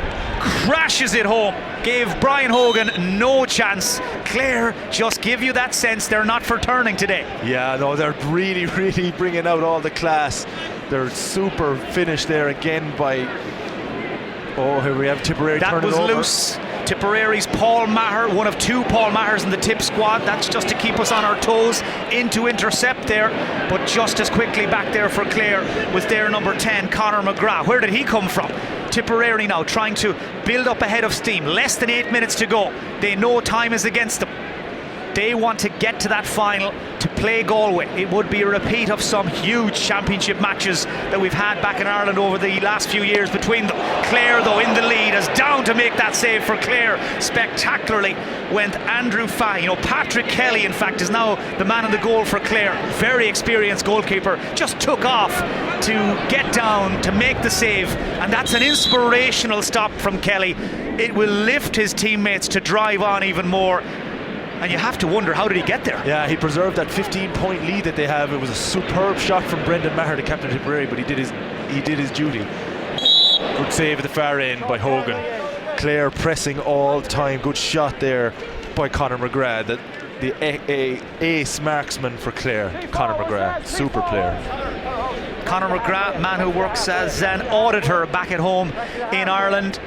He's taken some time out to travel to Boston with his teammates to try and win this AIG Fenway Hurling Classic, and right now they are odds on to make the final. Short corner taken back to Duggan. The tip man got his body behind it to make the stop, to make the save, and they really have no hesitation about standing in the gap, doing whatever it takes to prevent that goal going in. As down at the other end, almost in slow motion, Tipperary's Ger Brown goes by the defender and off his left-hand side leaves it sitting in the bottom corner. Five-pointer from Ger Brown. Great skill from the young Tipperary player. Found the bottom corner of the net. Will that bring them back into this game? Well, Ger Brown, who was part of the Tipperary squad last year, still very much serving his apprenticeship in senior championship hurling. Well, he has thrown Tipperary perhaps a lifeline there. Clare, though, trying to respond, and Brian Hogan. Well, he is a chip off the old block. We told you his dad, Ken, was one of the best goalkeepers in the game back in his day, back in the 1980s in particular. What a standout feature of the Irish sports is that family tradition we see with brothers on the team, Noel and John Mcgrath for Tipperary, and Hogan continuing the family line. Short corner for Clare, it's Duggan again, and the exact same result. Peter Duggan, he is helping himself there from those penalties. Another 5-pointer for Duggan. Clare's lead back to 15 again with 5 minutes to play in the second of these semi-finals. Clare's fitness really something to behold as they drive forward once again. Man on the ball, just riding the tackles there, was Cathal O'Connell. Here's Conor Mcgrath, leaves his man for dead, tries to slip it past Hogan. Lovely solo effort from Mcgrath. He just kept on going, bobbing and weaving through the traffic, and the deft finish to push Clare 18 points clear. Yeah, all your goals don't have to be spectacular ones they can dribble into. Well, when guys like Conor Mcgrath are in full flight, they're a joy to watch. He has really taken to his surroundings here, made himself comfortable, the Clare number 10. As down at the other end, the tip number 10 gets ready to take this penalty. It's John Mcgrath, watched by his brother Noel, and John Mcgrath nonchalantly drills it into the bottom corner like he was out the back at home pucking around. He just leaves it under the keeper, Patrick Kelly, and in the bottom corner. Nerves, what nerves? Clare lead by 13 as that ball flies over the bar. But from Clare's perspective now, Seamus, I'm guessing it's about seeing this out, conserving as much energy as they can, because they're going to have a very quick turnaround for the final. Galway, meanwhile, sitting back, relaxing and enjoying the view. Yeah, Clare have to close out these 4 minutes. You really can't take your eye off the ball with this Tipperary team. 13 points is 3 scores. You really don't want to take anything for granted against this Tipperary team. Short corner here for Clare. They've been really effective. They've been the most effective team in this series so far with the short corner. They have two successful strikes. One from Tony Kelly, one from Peter Duggan. Let's see what they cook up here. Well, our sources tell us they have been working hours and hours on the training ground on these short corners, trying to come up with ways of finding a way through. Not on this occasion though. Really good tackle there by Tossie Hamill. He just got a quick hand in, quick sleight of hand to knock the ball clear. And now it's Tipperary who are finding it so difficult to transition out of defence. They're being hassled and harried and hounded by the Clare boys, and they've won another free. Have Clare, and Duggan with the final shot. Well, Peter Duggan is single-handedly keeping Brian Hogan in work. He's keeping him busy, keeping him employed, and that was another really good save. Brian Hogan, one of the busiest men in Fenway today, busier than the refreshment stand. I think it's the hot dog sellers and Brian Hogan. They're the guys who are earning their pay on this particular Sunday afternoon at Fenway. Tipperary on the attack. Great finish. Tidy from John Mcgraw. Ground hurling. Didn't have the time to bend down and pick it up, just pulled on it first time. It flies in, and now that means there's 10 points between the teams. 2 minutes to go in this AIG Fenway Hurling Classic semi-final. 1 5-pointer, and we're right back where we started, and this will be, you'd imagine now, a grandstand finish. Clare trying to hold what they have, Tip giving chase. Penalty for Tipperary, what a decision. Now this goes in, we've got a 5-point game with about 90 seconds to play, and remember, if this game finishes in a tie, finishes level, it will be penalties to decide the winner. We haven't seen it before in Super 11's hurling, Seamus. It would be something to look forward to.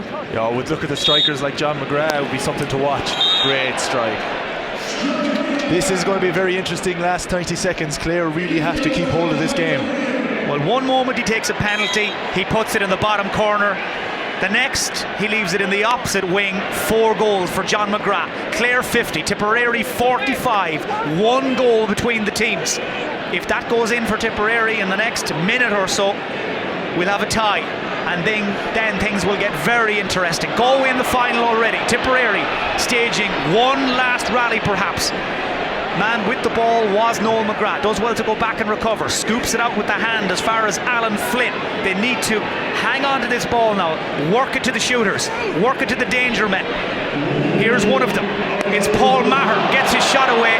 But back there to cover for Clare and get it clear was the substitute goalkeeper. That's Andrew Fahy. Just did enough to put that Tipperary forward off to get the ball clear, and was that Tip's last chance? I hope not. We've got another 15 seconds to play. That's a huge amount in Super 11's hurling. Super catch back there under pressure from the Clare defender. It was the number 11, David McInerney, solid as a rock in front of his own goal. Up at the other end, ball kicked on the ground by Ian Galvin. That's a foul, possession to Tip. Remember, a 5-pointer and it's level. Here's a big chance. It's Ger Brown, and that's too high. It's going to be a short corner though for Tip. What drama here. A successful short corner is a 5-pointer. This could tie the game if Tipperary get this correct. Well, what an incredibly dramatic finish. A short corner for Tipperary. Conor Kenney rolls it back as far as Noel Mcgraw. He goes for it, blocked on the line. A second chance, and it's flicked up and over. Not once but twice. Another short corner though for Tipperary, and nothing changes. If Tipperary can score from this with a 5-pointer, it's a tie, and we will have penalties to decide the winner. Great action here. Everybody's out of their seats, including us. It's Kenney to Mcgraw. Take 2. Saved by the goalkeeper and pushed up and over. Well, that goal living a charmed life. Another short corner. We could be here all day. What a stand from Andrew Fahy. Andrew Fahy refuses to concede here. Here we go again. Third time lucky. Blocked again on the line. And back there to scramble it clear is Patrick Kelly. Tipperary's hearts are broken. The final whistle sounds. Clare are into the final. Well, we're going to have a short intermission show now with Adam Pellerin, and then we will bring you the biggest game of the 3, Galway against Clare in the 2017 AIG Hurling Classic Final. That was great. Well done.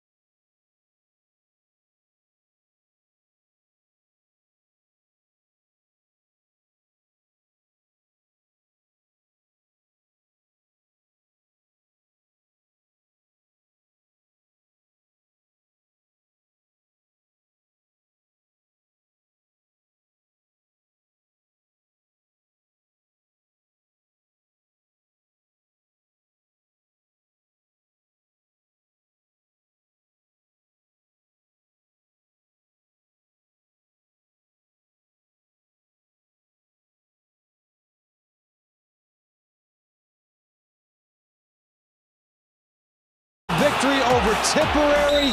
Two historic rivals going head-to-head here at the AIG Fenway Hurling Classic. And standing by right now, Patrick O'Connor, captain of the Clare team. And man, I'll tell you what, that was an incredible finish, my man. It was, even by hurling standards now. That was, don't think that happens every week, the penalty and all, but it was. Look, it's hard for me to convey in an interview what the rivalry between Tip and Clare means. It goes back way beyond our days. It's a very historical rivalry, but you know, at times out there, the opposition just had to smile at each other. You know, taking in the surroundings, taking in the occasion that it is, because it is very, very special to be here. Yeah, talk about the surroundings and playing here at Fenway Park. It's a unique experience, isn't it? Oh, absolutely, yeah, it is. It really is. I mean, I was here on Friday and the stadium was empty, and that was exceeded anything I've ever experienced before. But I tell you, when it's well, however full it is today and full of very vocal Irish people, it's something else altogether. And really, really privileged that the city of Boston opened up Fenway Park to us, and I hope the first two games went some of the way to repaying it, and hopefully the final does more. But we're just delighted to be here and really keen to put on a good exhibition and show ourselves off well. And speaking of the final, you're taking on Galway, and you got a short turnaround. I mean, you don't have much time to get ready. How will you prepare? What will you do to stay loose? I probably not sit down too much, stay moving. I'm not sure what the time frame is. Is it half an hour, 20 minutes? But look, give me playing another match out there any day. I turn around straight away and play it now. And here's evidence that this game is not easy. It's not easy. It's rough and tumble out there. Patrick O'Connor, captain of the Clare team. We appreciate it. Shake your hand, but you know, I got you. All right, man. Congratulations. All right. Well, we got the final between Galway and Clare. The matchup is set. We'll have more coverage from Fenway Park on the way.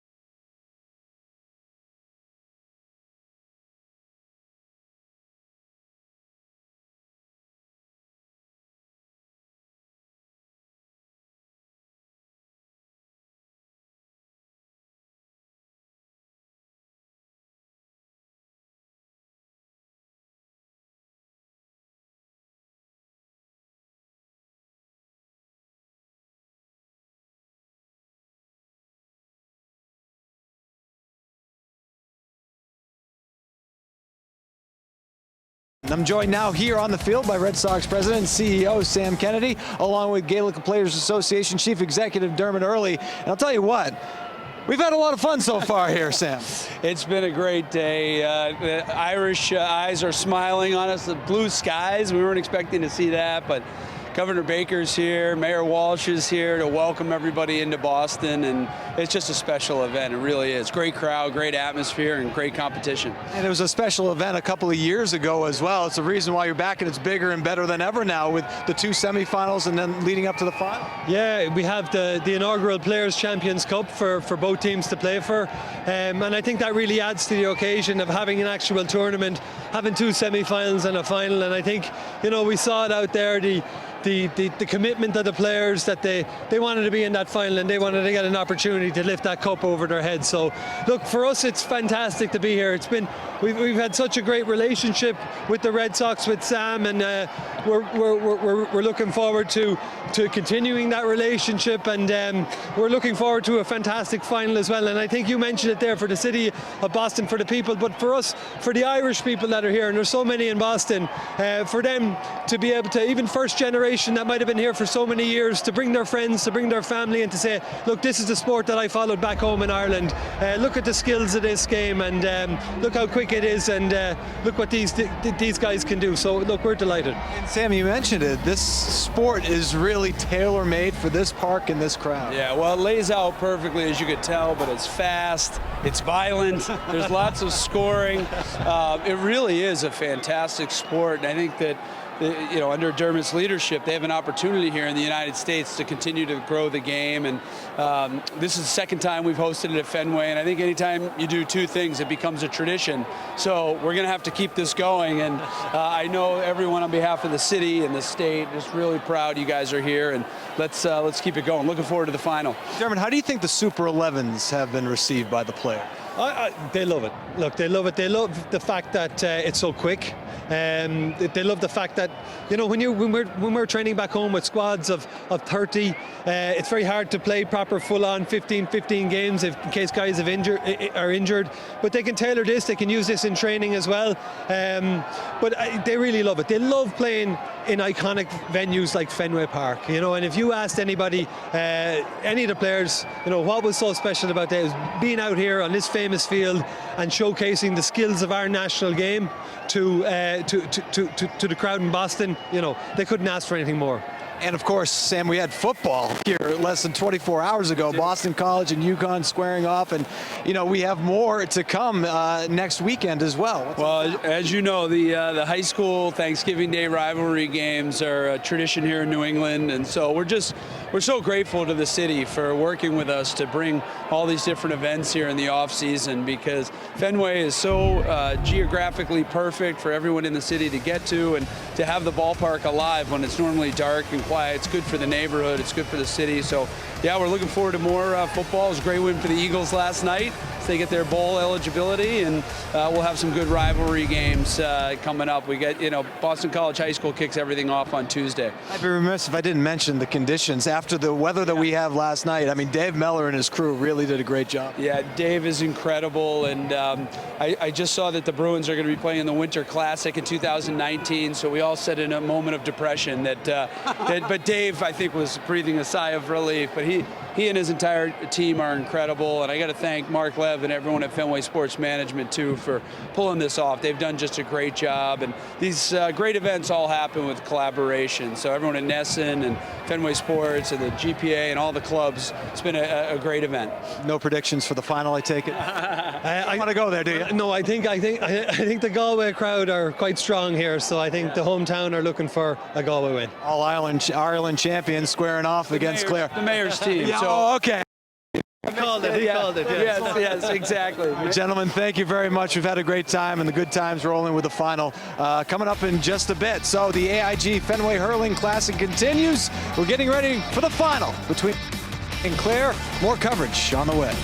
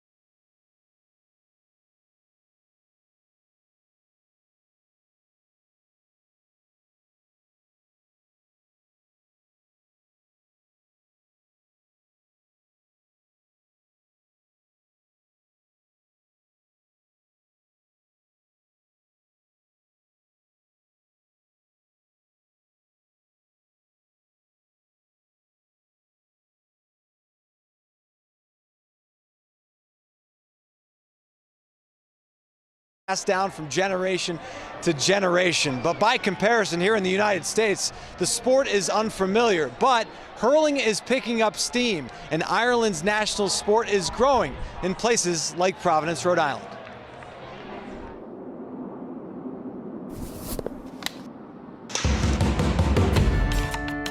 It's a hard, tough, skillful game. I love the team spirit, I love the team element, I love the fun element, and it's just something that I just love playing and I just love being a part of. I'm from Cork in Ireland, so I've played since I was about 4 years old, so I've played over 30 years at this stage, so it's like a guy growing up playing baseball here. I think it was 6 or 7 years ago. I first went to Ireland, saw my first hurling match ever, picked up my first hurley. I just fell in love with the game immediately. I was just walking through my neighborhood one day and I saw a teenager on my street with a hurley and a slitter. And I said, what are you doing? Where did you get that? I mean, Mike Kenney is almost 41, I think, and I'm a 20-year-old kid. I said, hey, if you ever want to start a team, let me know. 2 weeks later, I got a knock on my door and it was Mike, and he said, yeah, let's do it. That was kind of the start of the franchise, the start of this great club. But the two men would still need help to get the Providence Hurling Club off the ground. Help that would come by way of a knock at the door. But I was going to a kid's birthday party and my wife had told me what number the house was, but I got confused and I saw an Irish flag there, so when I knocked, it was Mike Walsh's mother answered the door and she says, no, it's the wrong house, but then she says, hang on, my son is doing a project. We just hit it off really well at first. So then it was like almost by chance it just came about. So then he came out and he showed me a flyer and he said, look, will we start off a training session? So I said, sure, I'll get involved. And I think it was the following Sunday then we had our first training session with Mike Connolly and Mike Walsh and myself. Brendan McGinn brought experience to the team and worked to fine-tune the talents of the first-time hurlers. The next step, finding people to play and finding a way to sell a sport that most people have probably never heard of. I never grew up with baseball, but it's like, I tell people it's like baseball, but everyone gets a bat and you get to run around and hit guys. So that's the way I sell it. We did the St. Patrick's Day in Providence parade. And we just passed out flyers on the route along the way and just met a bunch of people and we got interest for it. Put the word out, we had a few guys, and then we just had to fake it till we made it.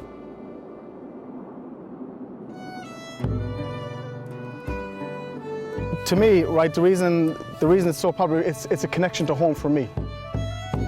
Especially for people of Irish heritage, people whose grandfather, great-grandfather came over to Ireland.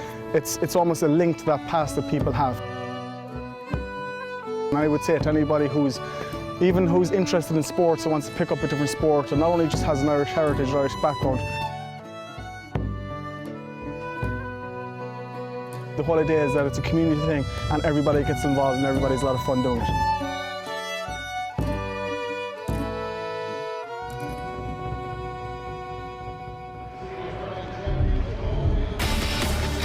So Ireland's national sport growing here in the U.S. and you can see it live and in person right now at the AIG Fenway Hurling Classic, getting ready for the final between Galway and Clare. We have a preview coming up.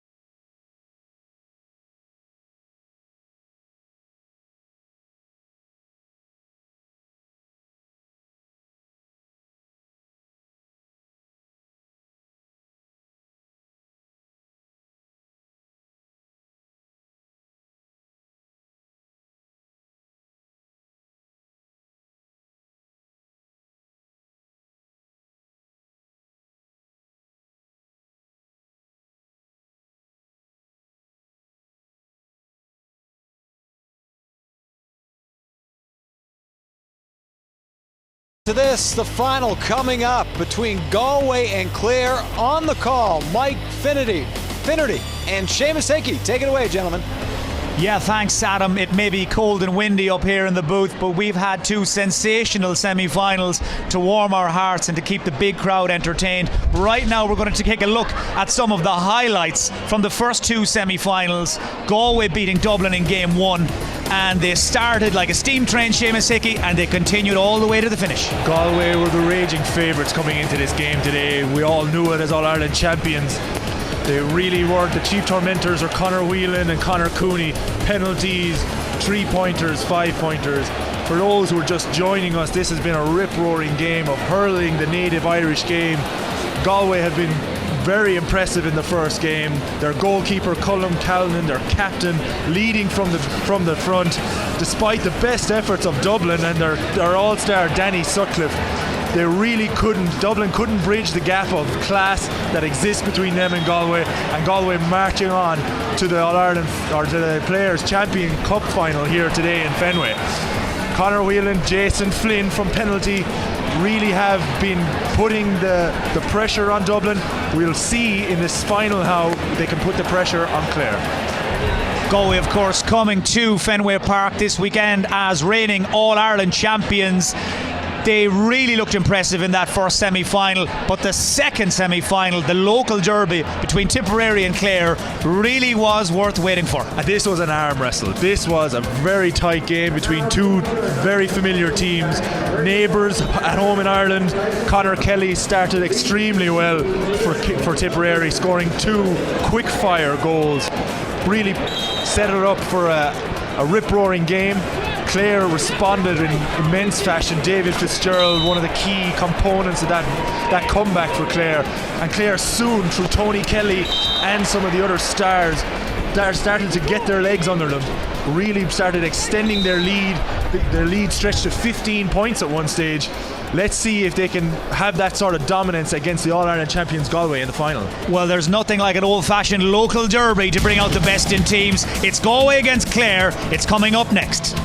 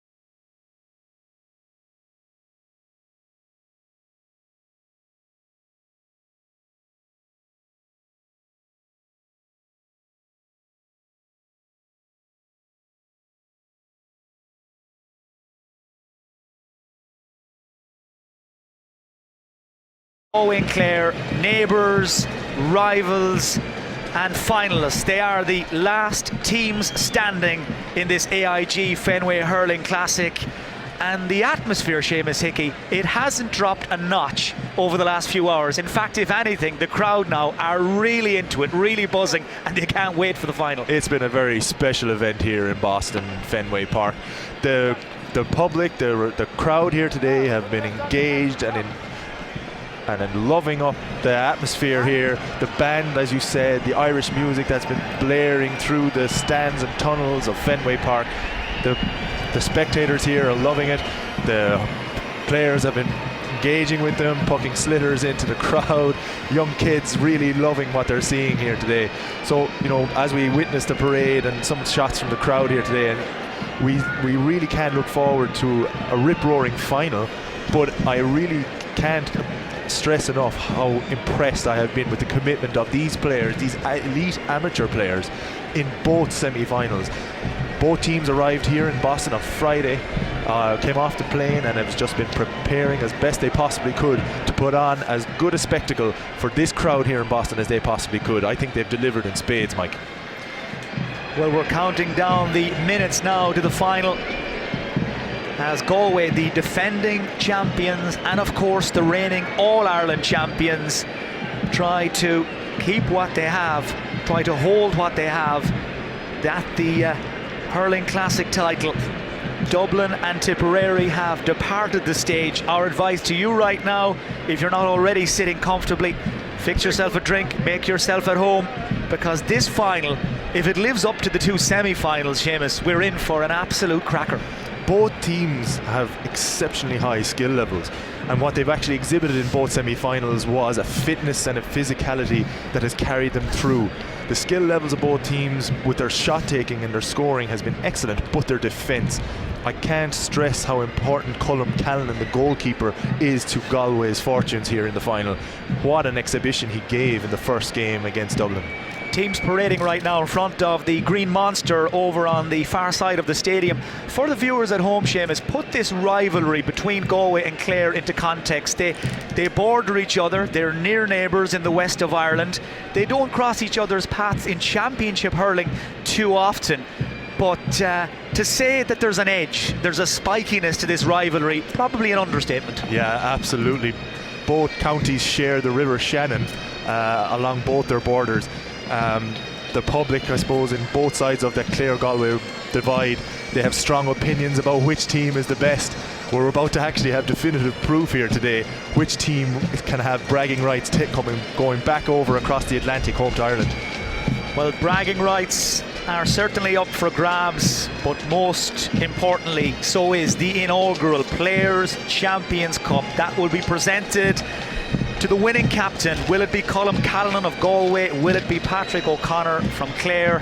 40 minutes to decide the winners of the 2017 AIG Fenway Hurling Classic. Before the game starts, before the final gets underway, we will have the US and Irish national anthems. The Irish national anthem to lead off first, sung by Maureen Ikeda, Maureen Keady, and that followed by the US national anthem sung by Fran Rogers. This should be a little special. The huge crowd here at Fenway Park getting to their feet, standing to attention. An iconic stadium. You heard from the players we spoke to earlier on after the two semi-finals just how much it means to them to play here. Now they stand proudly for the two anthems. It's such a unique sporting occasion for the Irish people here, and I'm hugely proud to be part of the group that has come over.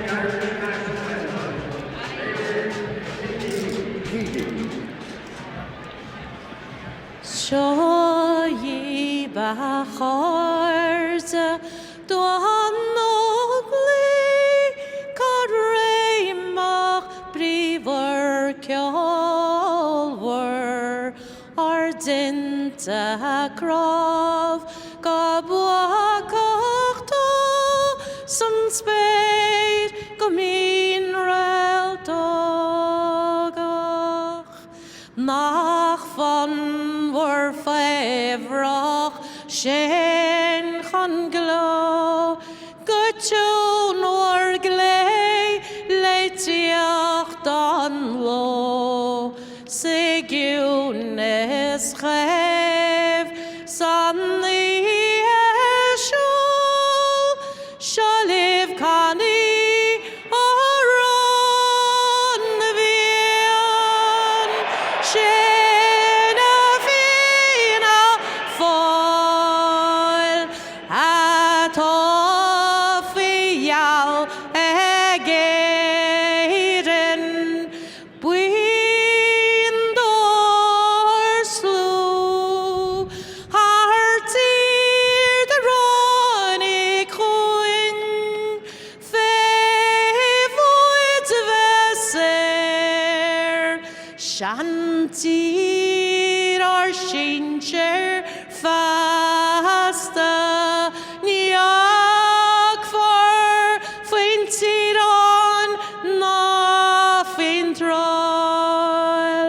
and noch der Rhein severn away legan will con bos no sail legan iskrech feel lavach na biller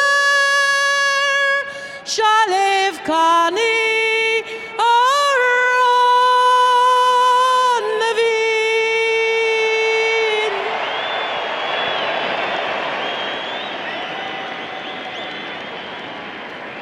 Thank you. And performing the United States national anthem, please welcome worldwide tenor vocalist Fran Rogers. Oh, say, can you see by the dawn's early light what so proudly we hailed at the twilight's last gleaming, whose broad stripes and bright stars through the perilous fight o'er the ramparts we watched were so gallantly streaming, and the rocket's red glare, the bombs bursting in air, gave proof through the night that our flag was still there. Oh, say does that star-spangled banner yet wave o'er the land of the free and the home of the brave.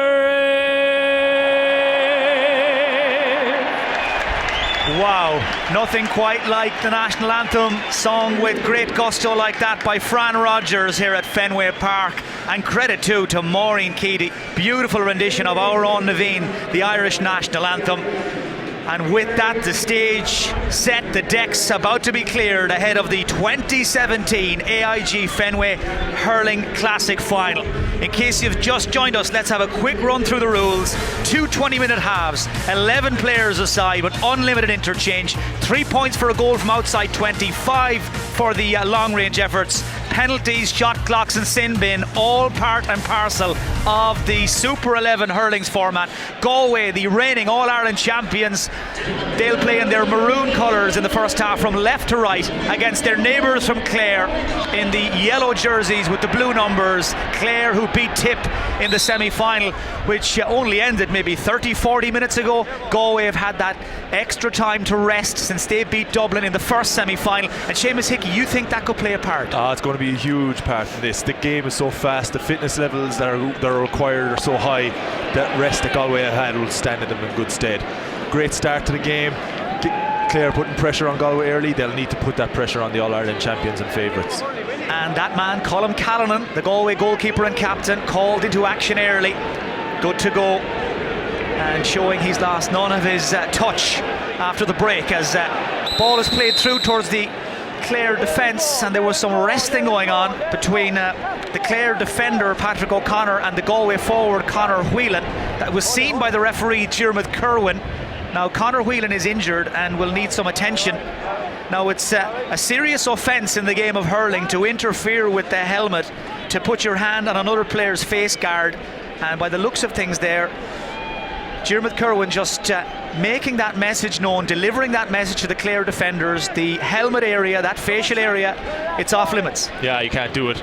Galway with the free puck here. Shot from Conor Cooney, deflected for a short corner. Well, an action-packed start to this AIG Fenway Hurling Classic Final. It really has been a feast of action this afternoon. 2 cracking semi-finals, and now it all comes down to this.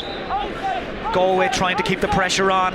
Their number 7 is Conor Cooney, working it back towards Jason Flynn. Flynn goes low, blocked inside by Donald Toohey, who runs into the considerable presence of Conor Cooney on his way out, does well, sidestep that, uses the twinkle toes to get around the forward, and now all of a sudden Clare on the attack. Shane O'Donnell involved. Help arrives very quickly as well from Cathal O'Connell, who recycles it back to big Peter Duggan, just swings the hurl.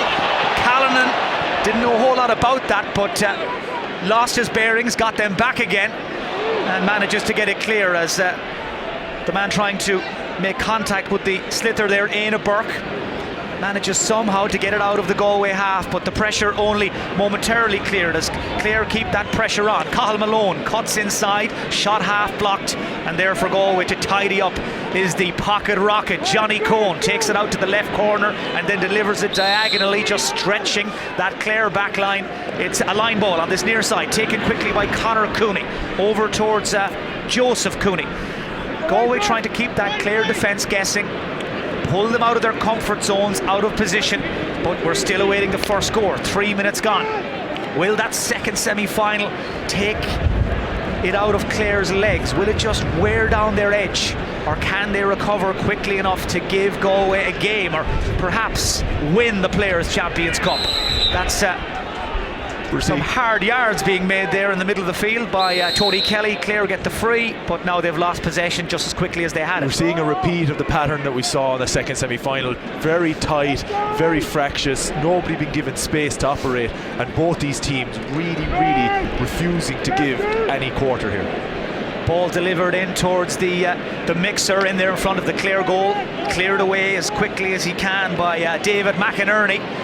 Clare noticeably now going longer with the deliveries, letting the ball do the work, trying to save their legs. They know there's a big game ahead here. We've only played 4 minutes. This will be an energy sapping affair.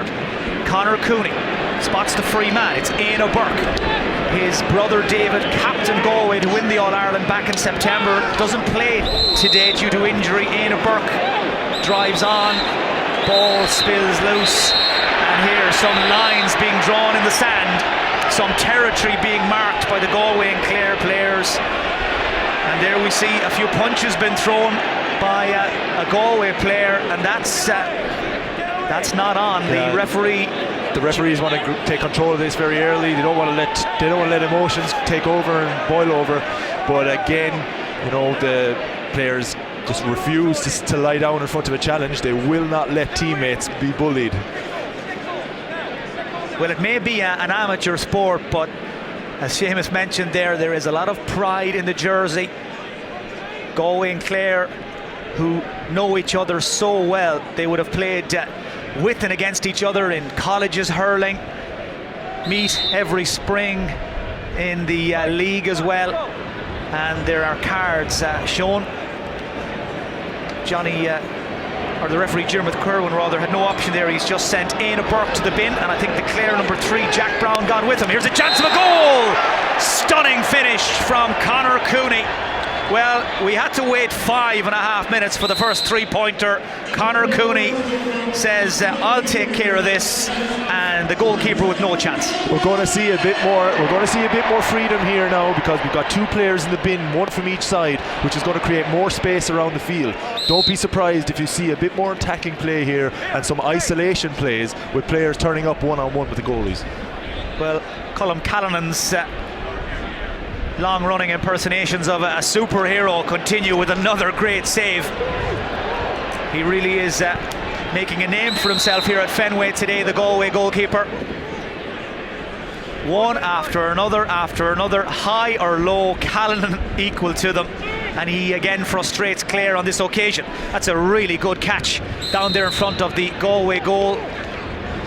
It was taken out of the air by Dahi Burke, also a very talented Gaelic footballer. Dahi Burke, all-star fullback, man who guards the square in front of the Galway goal. Now here's Conor Cooney, man who scored the first goal, looking for the second shot, blocked initially, gets it away at the second time of asking, but he was under a lot of pressure, just couldn't get it on target.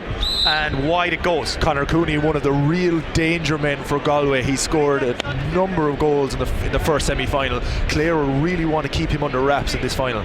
We are 7 minutes almost into the first 20-minute half. Galway looked like they'd done the hard work there to deal with that Clare attack. Lost the ball on the way out, and who else but Colm Callanan there to tidy up as Galway's Shane Maloney gets on the ball. Nice skill, just balances the slither up on the boss of the hurl, lays it back to Jason Flynn. Treats us to another cheeky flick over the head of the defender, tried to run around the back and gather it again, but alive to it back there for Clare was Tony Kelly, and gets it long downfield, gathered though back there by Johnny Cohen. A real dynamic midfielder is Johnny Cohen. Delivery is poor though, forward one way, slither the other, and Shane Maloney in to retrieve the situation for Galway. The defending champions trying to keep the pressure on. It's been a low scoring start to this final as both teams try to feel one another out, just get their sense of what the other brings to the table. That was really well done by the Clare defender there to rob the slither off the boss of the hurl. It was Rory Hayes who nipped in to win it. Hayes gives it to the number 10, Conor Mcgraw. So many scoring chances Mcgraw had in the semi-final, took most of them. This time though unable to get anything in terms of an end product, and Galway get the ball cleared downfield again. A lot of players congested in that middle third of the field. That means there has to be space in near goal. Clare trying to find some of that space as it's John Conlon there who was trying to make ground, stopped by Johnny Cohen. Quick free taken, and Callanan, who else, comes to the rescue. Ball falls though again for another chance for Clare. Callanan again! Nothing he could do to stop the three-pointer though from Jack Brown. Colm Callanan, he's here, he's there, he's everywhere. Made the double save, but Brown in with the equaliser. Great work by Podge Collins. We're seeing a marked difference in this game. A lot of men behind the ball. They're taking a really defensive approach to this. Working scores is going to be difficult for both teams. So level pegging in the 2017 AIG Fenway Hurling Classic final. Here's Conor Whelan trying to drive in towards goal. Support came from Brian Malloy. Clare have got reinforcements back though in front of their defence. All hands to the pump. That's a pretty cynical challenge really by Jonathan Glynn. Man who spent a lot of time in New York in the last 12 months. Flew back home to play with Galway during the earlier part of the 2017 season. He's just been shown a yellow card for that very clumsy challenge, and he's heading to the bin for 2 minutes. Clare with a numerical advantage. The penalty for interfering with a player trying to advance with the ball from a free is a sin bin and a penalty. So the sin bin has been given to Johnny Glynn, and now the penalty for Peter Duggan. So Glynn in the bin, Duggan with the penalty. He's up against the superhero himself, Callanan. Duggan with a daisy cutter, low and hard into the back of the net. Clare go 5 clear. Peter Duggan with yet another 5-pointer. He will not forget his first day at Fenway. Clare lead in the final 8-3, and deservedly so. Absolutely. The referees after spotting some infraction on the Galway team, he's just making sure that the Galway player remains off the field, just clearing that up for everybody. Johnny Glynn was trying to get back into the field. I think Johnny Glynn there hiding in plain sight up in front of the Clare goal, but the eagle-eyed match official spotted him. He's gone to the bin. That was a really good take by the Clare 14, David Reedy. And the man who has represented Ireland in clay pigeon shooting whistled up there for over-carrying. He's got to come back again. He's a multi-talented sportsman. It's Clare's David Reedy. It's a rare combination of shooting on both codes. Very, very, very, very talented individual, David Reedy. Equally talented this man, Tony Kelly, one of the very best in the business. Look at him go on this solo run, driving right to the heart of the Galway defence. No shortage of support runners. One of them is big John Conlon into Peter Duggan. Even bigger again. Duggan goes low, and that's one way you can beat Callanan. Ball more or less goes through Callanan, just ricocheted off his stick into the net. 3-pointer for Clare, and they now have gone into an even bigger lead, 11-3, and that's 8 points for Duggan. Now we're seeing the scores flow. Such power from Peter Duggan. When the ball broke to him, he didn't even look at the goals. Turn and shoot. Great skill.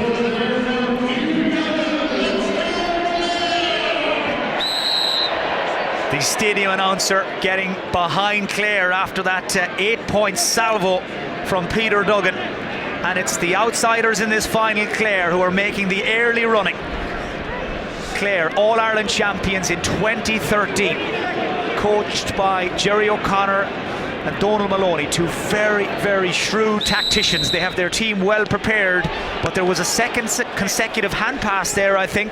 Clare players just switching off, and Galway will have the possession. We're after seeing the impact of the one-man advantage that Clare had in the last 2 minutes. The scores came from Peter Duggan. With that numerical advantage, it makes the difference. Galway need to retrieve it now as soon as they can. Great save, Donald Tuohy. Donald Tuohy leaves his line, makes it count, and again, noticeably, Clare letting the ball go long, trying to conserve energy. Now here's a goal chance, surely. That's a terrific goal from Dara Corrie. Well, he's a rookie trying to make a name for himself on this trip to Boston. His first goal of the final, and just look at that scoreline. Would you believe it? Clare, 11 points clear. What a superb start to this first half by Clare. They're really taking the game to Galway. They're not impressed by their credentials as All-Ireland champions. They're going to take this game and really put the foot down. Well, Clare challenging Galway to come out and play as they go in search of another goal. Strikes the post. They're queuing up, and it simply had to be another one.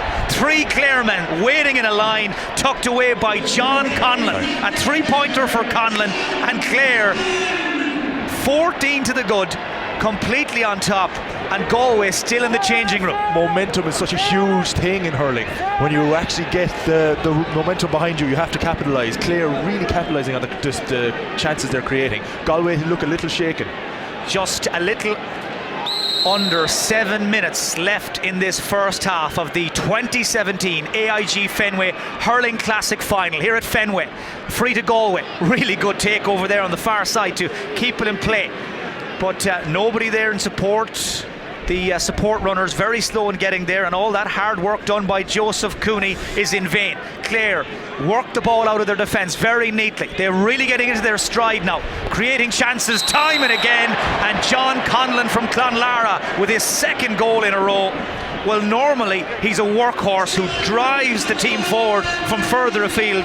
Today, filling his boots, 2 goals, and Clare incredibly lead by 17 after only 14 minutes. At the other end, there's what you call an emphatic response. Shane Maloney, not for the first time, steals in behind the cover. And is that the start of the Galway revival? Now Galway seem to have found their rhythm.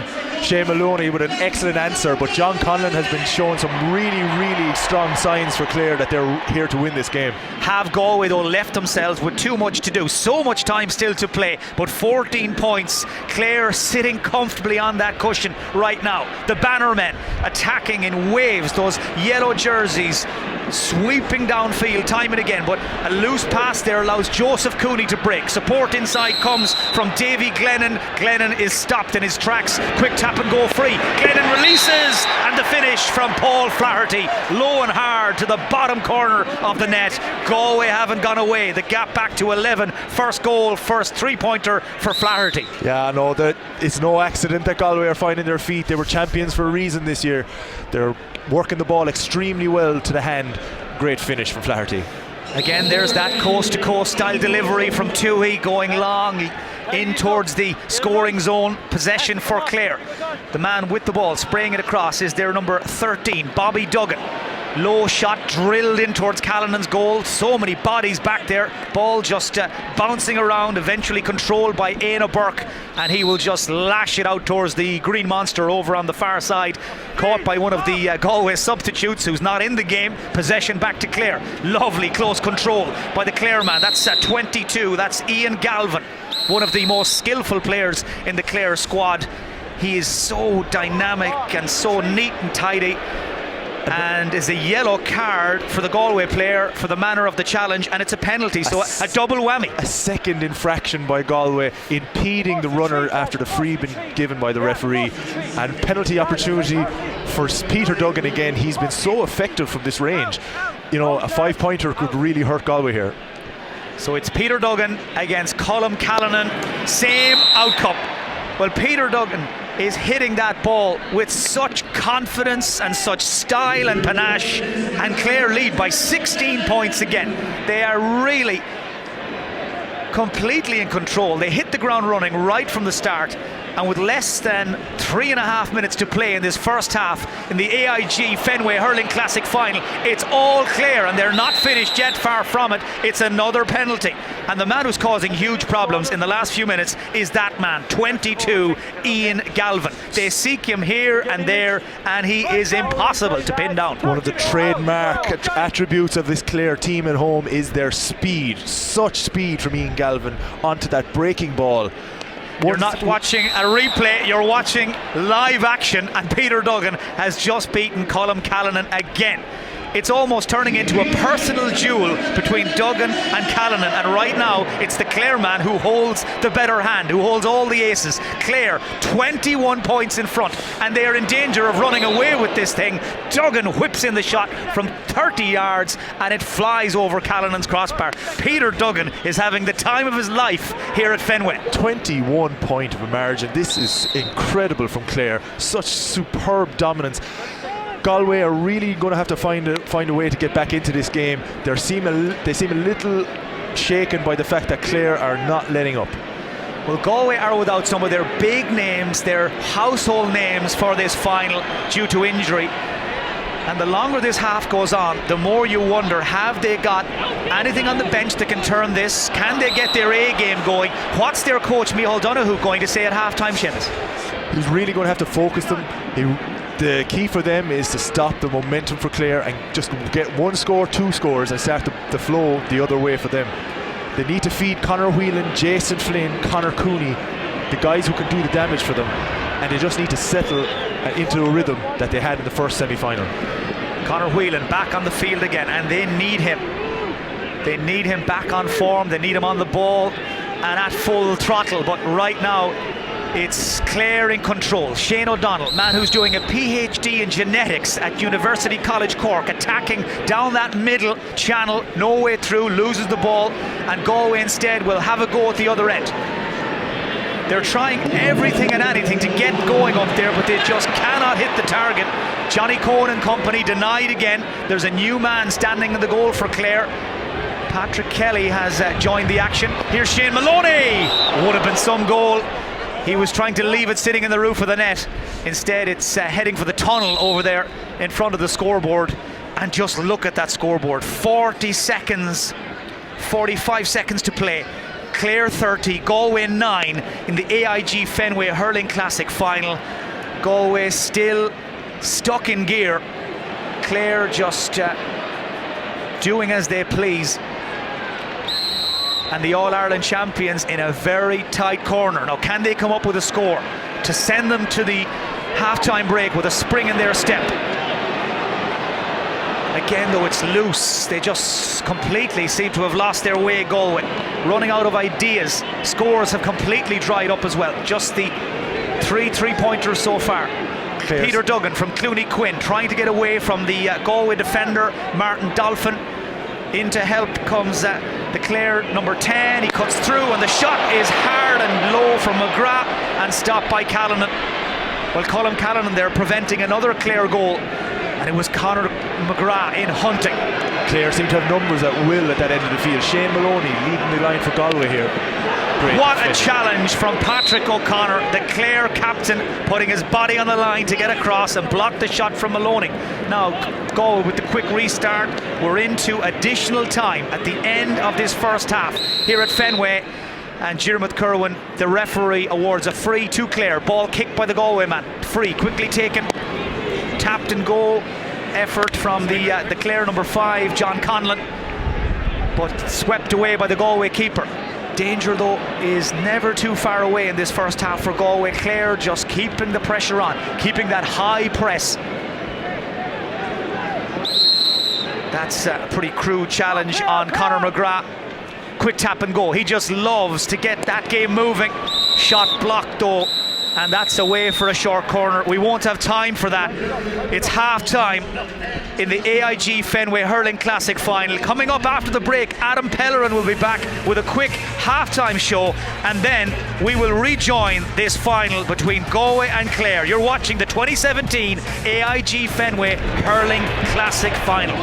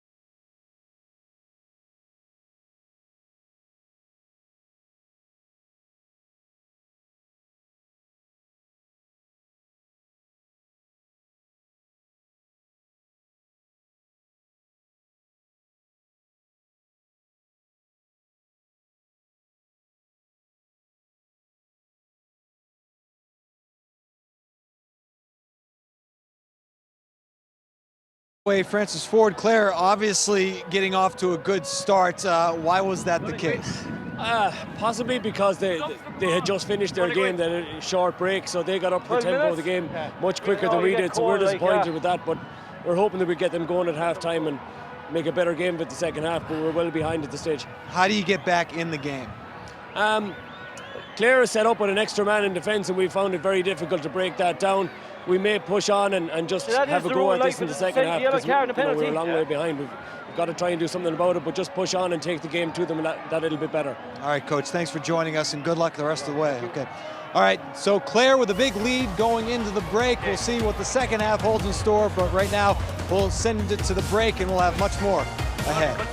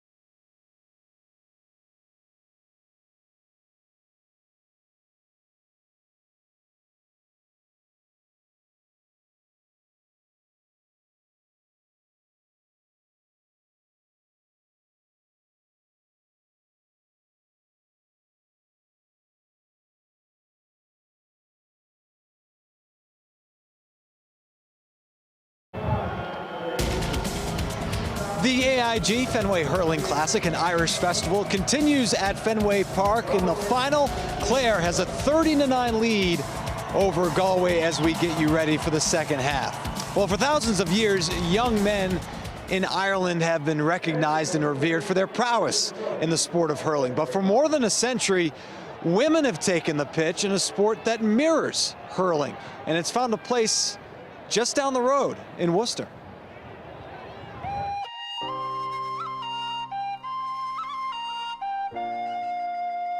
Camogie is the women's version of hurling. So when I found out that Worcester had a team, I was all over it, you know what I mean? And it just kind of started from there. And, you know, I took a good whack that first practice and shook it off and been loving it ever since. And I don't think I'll ever stop playing. Camogie is something that we're really trying to get going as a club, and we're very excited about it. It's actually girls hurling, and it's just called Camogie in Ireland. So this year we've been very fortunate. We had a couple of girls try out the team. Again, we've been promoting to get girls, and they've been a tremendous addition to our club. It's kind of difficult because you have to find a girl who's willing to get physical, and the guys don't really let up just because you're a girl. I mean, it's like lacrosse, baseball, hockey, all on the field. So girls who maybe have had lacrosse background, field hockey background, maybe interested, it's just taking it to the next level. Tina and I are the only two that have stuck with it here continuously. You know, we're really the ones that are going out there saying, looking to the ladies when we're out at these different places, talking to them, hey, come pick up a stick, come pick up a ball, come talk to us. To them, it's something new that they found, and they actually like it. So what it means to me is that hurling is that good a game, that people will like it even though they don't know it from the start.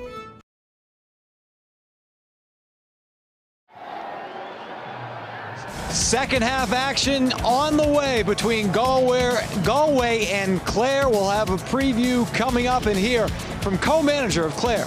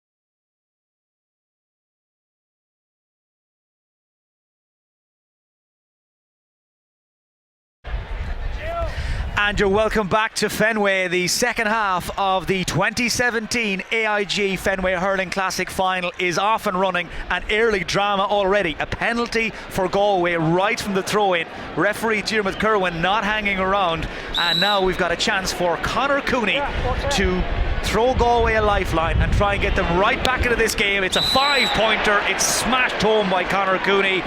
Is that the beginning of the comeback?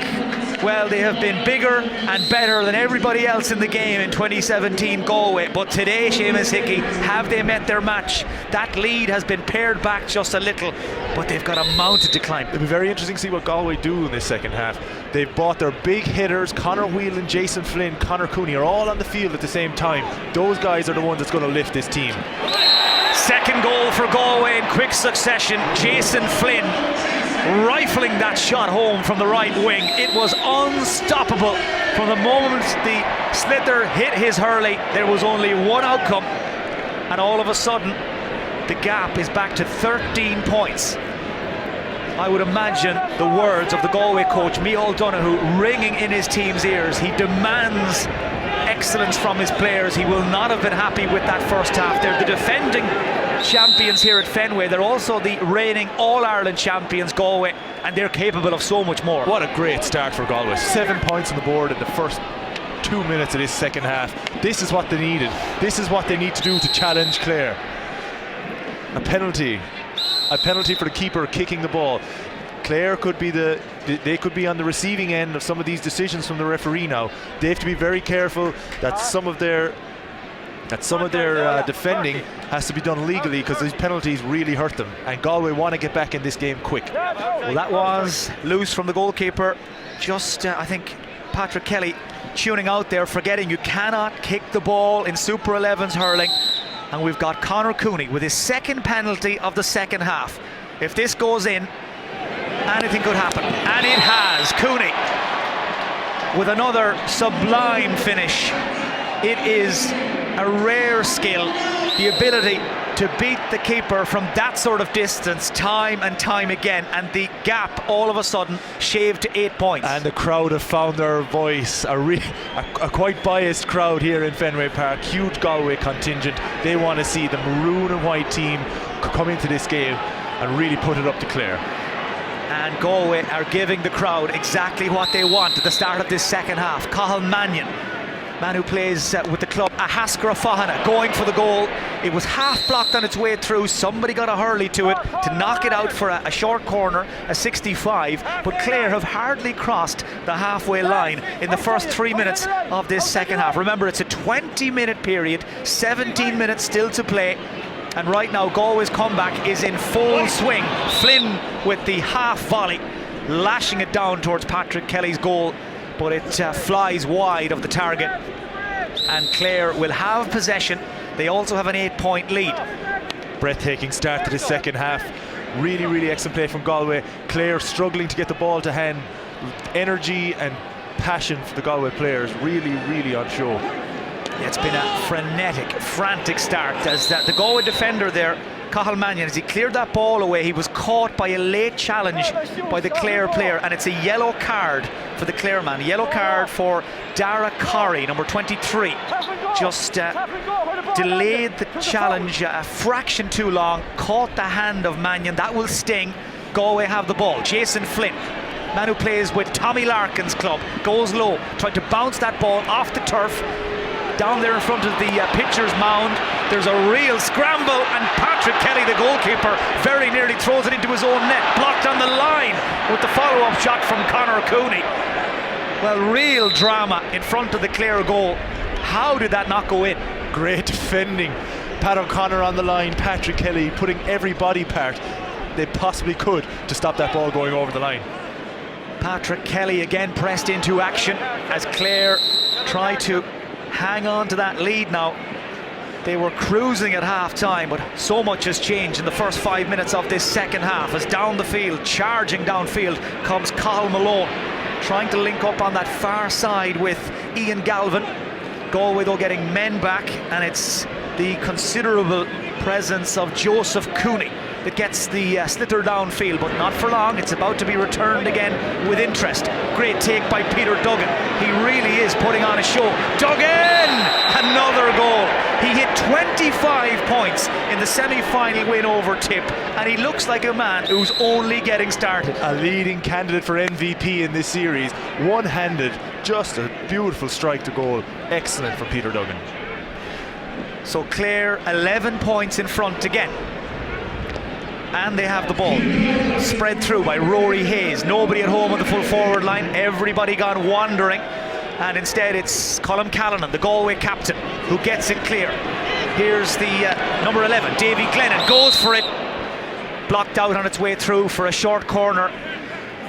Davy Glennon plays his club hurling with Mullya, very lively forward. You could find him anywhere. That sort of player, he can just pop up in the blink of an eye. Now, what can Galway come up with here? They go to Conor Weiland. Weiland goes low. Great stop inside by Kelly.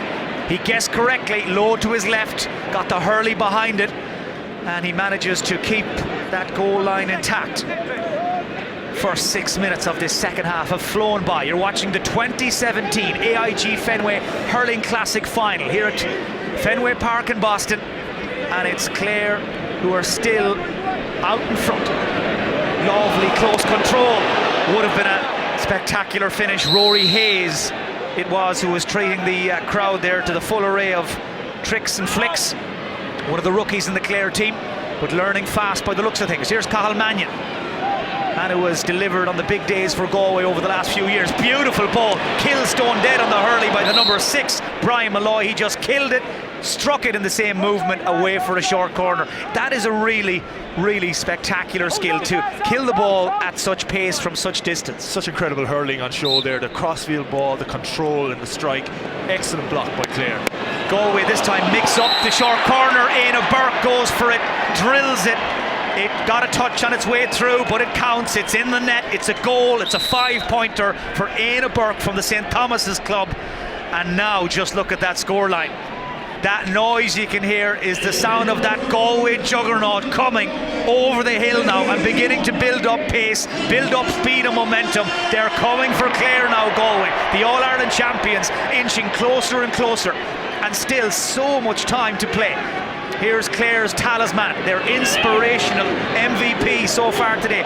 Peter Duggan rather, he is just toppled over as he tried to drive, to bulldoze his way through, and it took 2 Galway men to take him down. Paul Flaherty, loose clearance though. It's poor, it's hit right down the throat of the Clare man, who's trying to do it all alone and come in and create a scoring chance. But there are so many players back in front of that goal, he just can't find a way through. Everybody now just going for it. So much at stake, so much on the line. You can really feel the energy ratcheting up in this game. Galway and Clare refusing to give anything up here. Galway are found their way back into the game. Clare are struggling to keep them at bay. Conor Whelan for Galway goes long. That extra defender back there though is making life very difficult for the Galway forwards. They're having to work twice as hard as normal to create chances, and Brian Malloy cuts a frustrated figure as he watches that shot fly high and over the bar. That's a no-go for Galway. They leave empty-handed as the Clare coach reorganises things over there on the far side. He's looking at making another change as Clare go long. Scraping the skies there for Clare with Peter Duggan. Just got up above all comers to win that ball and lay it off. Surely it's a goal, and it is. Terrific finish from Cathal O'Connell. One of the biggest men on the field, Peter Duggan, he did the spade work. One of the smallest, Cathal O'Connell, with an emphatic finish. Clare lead by 9. One of the best skills in the game, to flick it up and strike it without putting the ball in your hand. Super from Cathal O'Connell, but Galway are right back at them. Shane Maloney goes low. Ball just crashes into the body of the Clare defender, and now it's taken clear by Oisin O'Brien. It really has been a end-to-end in this 2017 AIG Fenway Hurling Classic final. One team attacks, then the other has a go. The rallies seem to come thick and fast. Conor Whelan, one moment he was on the right wing, now pops up on the opposite side. 2 men standing and waiting. Galway have to go backwards to come forwards. Jason Flynn takes it, takes on the defender! What a goal from Jason Flynn! Well, that was worth the attendance fee alone. Jason Flynn with a terrific goal. We said that if Galway were to get back into this game and bridge the gap, that their big players, that Jason Flynn and Conor Cooney, were going to have to do the spade work. Jason Flynn has been immense in this second half. Super work. Well, we are being treated to the full array of thrills and skills by the Clare and Galway hurlers, and the good news is still 10 minutes to go. Chance for Clare, finished from close range by Cathal O'Connell, but spare a thought for Conor Mcgraw. He just wouldn't give up on it. Looked like a lost cause, kept it alive, and O'Connell nipped in at the back post, ghosted in to finish to the net. Clare lead by 9. This is going to the wire though. Yeah, I know Clare seem to have enough to keep Galway at bay all the time. They're doing enough to keep the daylight. Remember, Galway 21 points down at half-time. They've shaved it back to 9, but this will take a big effort now to keep this challenge going. They've had to expend so much energy to get this close. Referee Diarmuid Kerwin, who lives in Ovens in County Cork, is about to throw the ball in as Galway lose Matt Donoghue. He's limping from the field. Looks like his day is done. He's picked up a knock. He'll have to be replaced. In his absence, Galway, the All-Ireland champions, trying to keep this run going. They've got 2 men inside, 2 sharp shooters. One of them is this man, number 6, Brian Malloy. Shot blocked away. And Clare will try and hit Galway on the counter-attack. Sprinting downfield is David Reedy. Peter Duggan just took his eye off the ball there. And that allows Galway in to get around him, and big Joseph Cooney hand passes it clear, but into no man's land. In to win it for Clare went Rory Hayes. That was a very blatant jersey tug. Quick tap and go free, taken quickly by Hayes. Just fell the wrong side of big Peter Duggan. Help from Mcgraw though, first time, whips it in towards the goal, and it flies just wide. Galway living dangerously there. A defensive error by Mannion, nearly punished by Conor Mcgraw. Galway could lose the score now at this stage to bridge a 9-point gap. Haven't scored in a while. They really need to peg Clare back. Well, we said it earlier, blink and you miss it. Nobody pausing for breath, nobody hanging around. Now it's Galway's turn to have a go. Man trying to get that ball under control is Cyril Donlan. The battering ram goes through. The finish from Cooney, just couldn't get room to swing it. Danger still not cleared, and eventually somebody, anybody came to just bat it clear, get it away from goal. Clare now under the cosh, coming under pressure. The commitment has been superb from both sides. These players are giving absolutely everything here. The desire to win this tournament is evident. They're giving it everything. And right now it is Clare who have one hand on the inaugural Players Champions Cup. If they can hang on for the next 7 minutes or so, they will leave with the silverware. That's the prize on offer for the winners. That, of course, and the bragging rights from this big local derby. Chance for Galway. Just wide. The crowd there collectively just holding their breath as that ball was fired in towards goal by Conor Cooney. Galway are traditionally dangerous under a high dropping ball because of their size. Clare seem to have dealt with that really well today. Clare go long. Goalkeeper almost scored there, direct from the puck out. 100 yards that delivery went from the Clare goalkeeper. Now return downfield, really good take. Strong hand from Conor Cooney, holds off the defender, he's been fouled. That is going to be a free. It was outside the 20-yard zone. Free to Galway, quick tap and go. And that's a flying save. Man looking for the goal was Dahi Burke. Man making the save was the Clare goalkeeper, Donny Toohey. Great save. So now a short corner. The men trying to work something here are Porrik Mannion and Shane Maloney. Maloney spills it. Breheny had stayed in close to goal, but the ball just tantalisingly too far away from him. And there for Clare to get it clear is David McInerney, the man who combines teaching with farming back at home in County Clare. Gets it downfield into the danger area. Ball looked to be kicked there by Bobby Duggan. I think the referee just didn't spot that. Should have been a free to Galway. Play continues in the background. Galway still trailing by 9. We've got a little over 5 minutes to play in the 2017 AIG Fenway Hurling Classic final. Chance for Cyril Donlan, hooked from behind, perfectly legal. It was a textbook challenge from the Clare defender. One moment the sliotar was on the hurl of Cyril Donlan, the next it was gone. Now Clare on the attack. Man trying to get through there was Tony Kelly. Kelly being very tightly marshalled in this final, but Conor Mcgraw somehow managed to win the ball back for Clare. Kelly has stayed forward, but back there for Galway to come to the rescue, Davy Glennon. Galway in need of a score now quickly, just to get this revival up and running again. They are still 9 behind, the clock ticking down in the background. No room for anybody to manoeuvre out there in front of that Clare goal. Clare just packing their defence, 9 men back, 2 up front.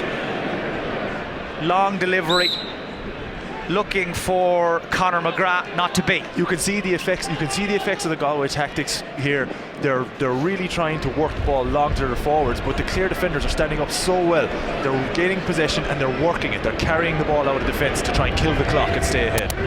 David Reedy goes short to Shane O'Donnell, the flair player in the Clare attack. Lovely ball, looking to return the favour to Reedy, just out of reach, just too far ahead of him. And now what can Galway come up with? Ball bounces up awkwardly off the turf, but gathered really well by Cooney. Holds off his opponent, stumbled though as he did so, and Patrick O'Connor there to tidy up for Clare. Back there doing the housekeeping in front of the Clare goal line. Late challenge, referee said it was perfectly fair and square. Podge Collins manages to slip it through. Cathal O'Connell gets the shot away, half blocked. Still there for whoever wants it more. And across comes Shane O'Donnell. That distinctive stride from the Clare 19, but Porrik Mannion back to cover for Galway. As a defender, I'm loving this. I'm seeing some terrific defending from both teams. Blocks, putting the hurley in front of the ball, putting their bodies in. Both teams refusing to let the other team get any offensive advantage. Fatigue now starting to kick in as well. A lot of tired minds and tired bodies. Who's got that little bit left? That's a really strong solo run from Tony Kelly. Drives into the Galway half of the field, then lays off the pass, but they just couldn't work anything out between them. And now it's Clare's defence again, who are pressed into action. Patrick O'Connor, just look at how much he wants it. Spoke so passionately after the semi-final win over Tipperary.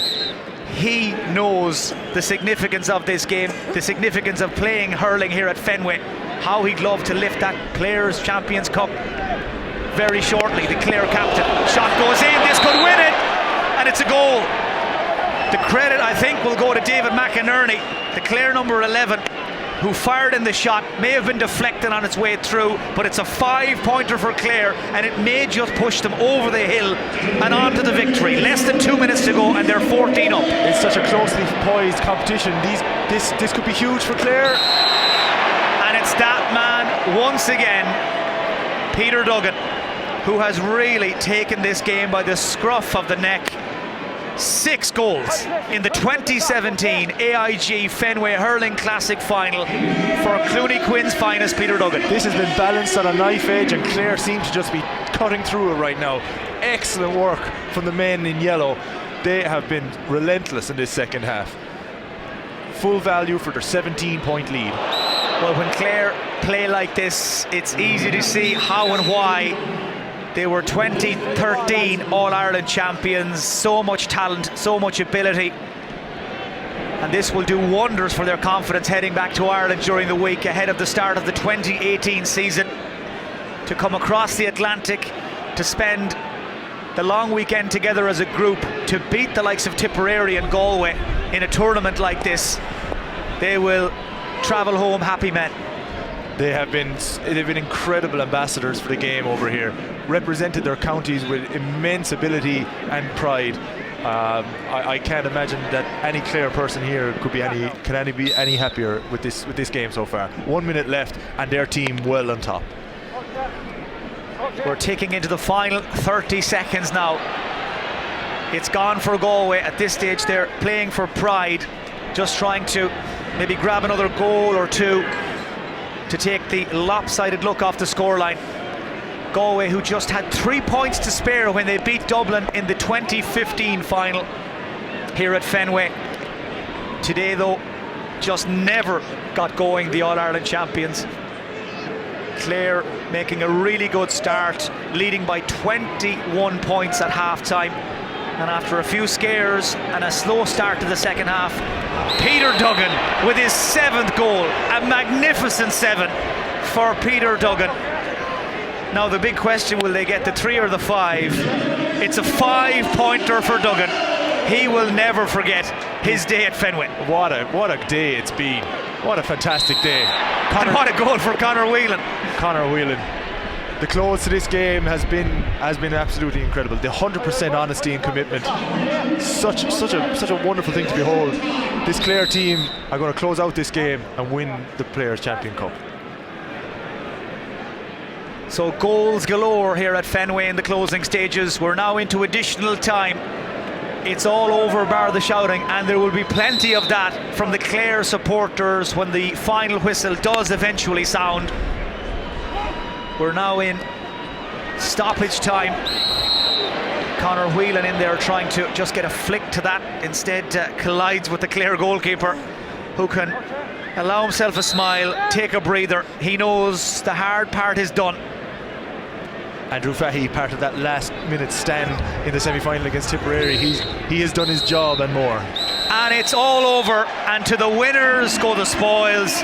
Clare are the 2017 AIG Fenway Hurling Classic champions. They've beaten Galway in the end by 17 points. The men from Munster, the bannermen of Clare, beat Tipperary and Galway and are deserving winners, and they certainly did it the hard way. Yeah, no, these players have absolutely acquitted themselves incredibly well. Clare came into this competition by no means favourites. They were underdogs from the beginning, and they put it up to Galway and came out on top. Terrific. Well, let's recap and take a quick look at some of the highlights from today's final, starting with the first half. And this is really, Seamus, where the game was won. Yeah, I know. Peter Corrie here, absolutely superb. They set out their intent very early in the first half, and their goals early came quick and often. On the ground, out of the hand, John Connon was a huge factor with multiple scores, but the penalties from Peter Duggan did such damage. Any infraction by the Galway team was punished relentlessly with 5 pointers.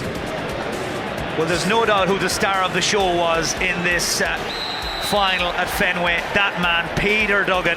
I'd imagine he'll be trending on Twitter tonight. Absolutely.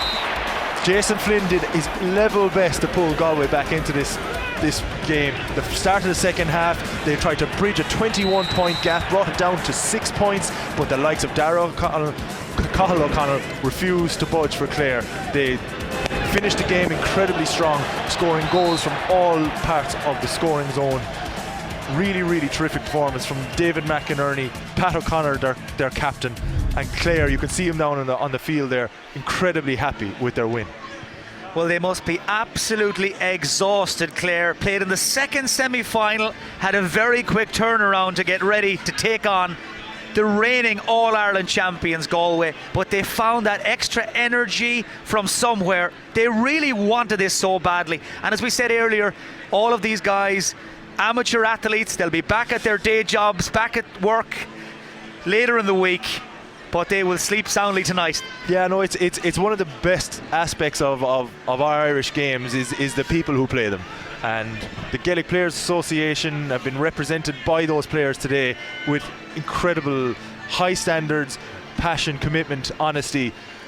These players are possibly, the best ambassadors that we have for Ireland and the culture that we possess. Our games are a true part of the essence of the Irish identity, from our arts and culture, and they've represented the best of what we have. Well, you could see there just what it means to Clare to win, and there's the agony of Galway. We've seen the ecstasy of Clare. Joe Canning, Hurler of the Year in Ireland in 2017, had to sit out these games today due to injury. What a loss he was in the final, Joe Canning. And in his absence, Galway just unable to find their best form, to bring their A game. Credit though for their second half comeback. Looked like it was going to be a landslide win for Clare at half time, but Micheál Donoghue, the Galway coach there, and his team clawed their way back, got to within striking distance at one stage and looked like they might take the lead, but it wasn't to be. Let's head back down to pitch side and hear from Adam.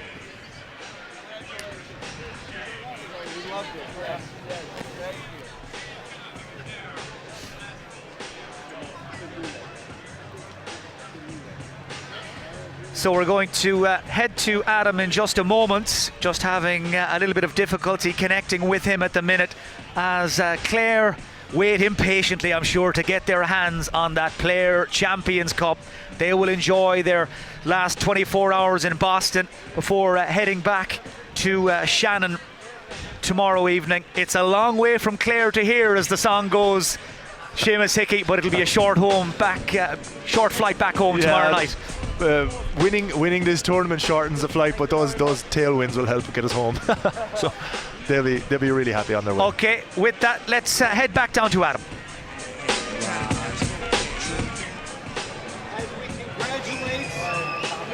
Clare.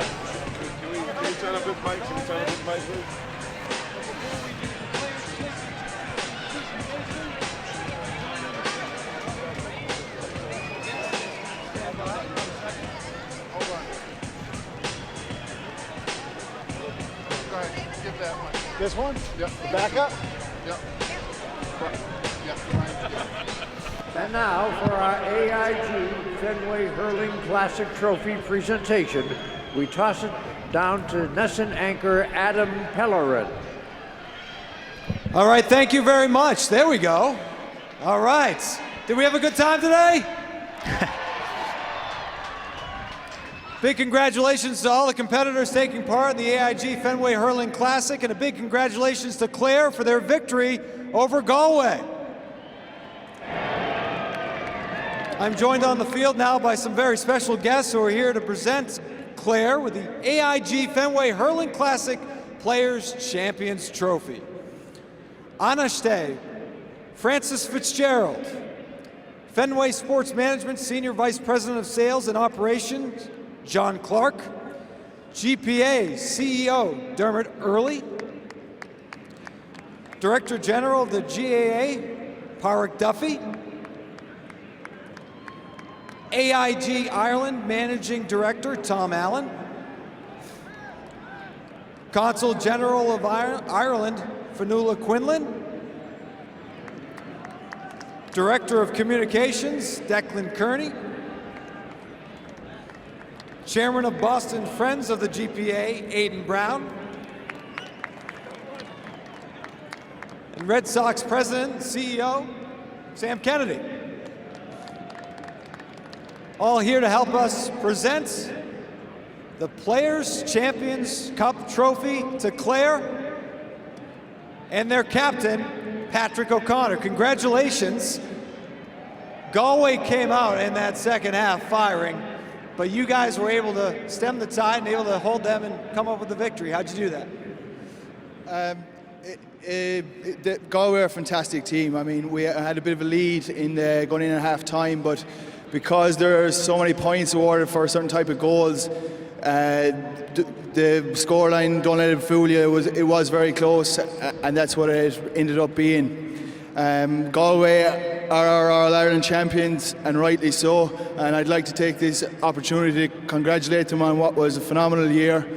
They are fantastic champions, great ambassador for our games, so can we have a round of applause for Galway?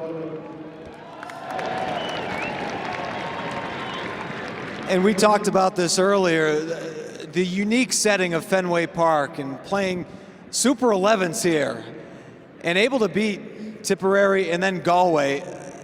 All of these things happening at once, coming together. What's going through your mind right now? Just privileged. I mean, our All-Ireland Championship at home, we probably spend 9-10 months training for it, but we've only a handful of training sessions for this, so there is a very big element of a lot of enjoyment attached with this. I mean, it's a different type of hurling. We threw ourselves at it, all the teams threw ourselves at it. I mean, none of the teams are going to go home overly disappointed. Granted, we're going home with the cup, but I'd just like to thank the people of Boston, the people of Fenway Park for allowing us in. It's been an unbelievable couple of days, and for anyone who's at a loose end for the night, I'd encourage them to stick around Boston, because between the four teams we hope to party long into the night. Should be a fun flight home, huh? We'll worry about the flight tomorrow. It was tough enough on the way out with no sore heads, but we'll worry about tomorrow. We're going to enjoy tonight. It's been a fantastic festival. The people of Boston have opened their arms to us. The Irish diaspora that are out here, I mean, particularly every person I meet seems to have West of Ireland blood. There's an element of immigration there that's been going back a long number of years. So we're delighted to be out here. It's such a prestigious stadium. Really enjoyed reading up on it, and the lads have enjoyed teaching themselves about why it's so special, and it certainly didn't let us down today anyway. Congratulations, you earned it. Enjoy it. Thank you very much. Congratulations once again to Clare, and thank you very much to AIG for making the Fenway Hurling Classic possible. Have a great night. Enjoy.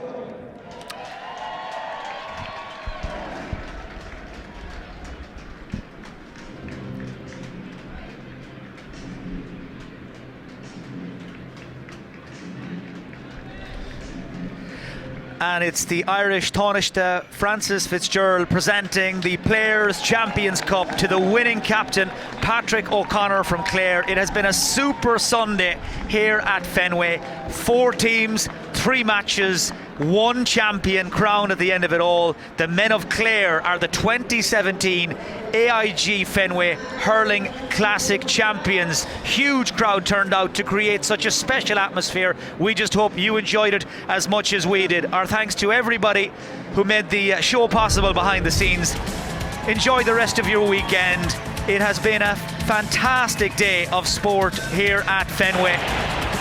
Galway and Dublin getting the ball rolling in the first semi-final, then Clare and Tipperary serving up a spectacular second semi-final, before in the end it was the men of Clare who were the last men standing.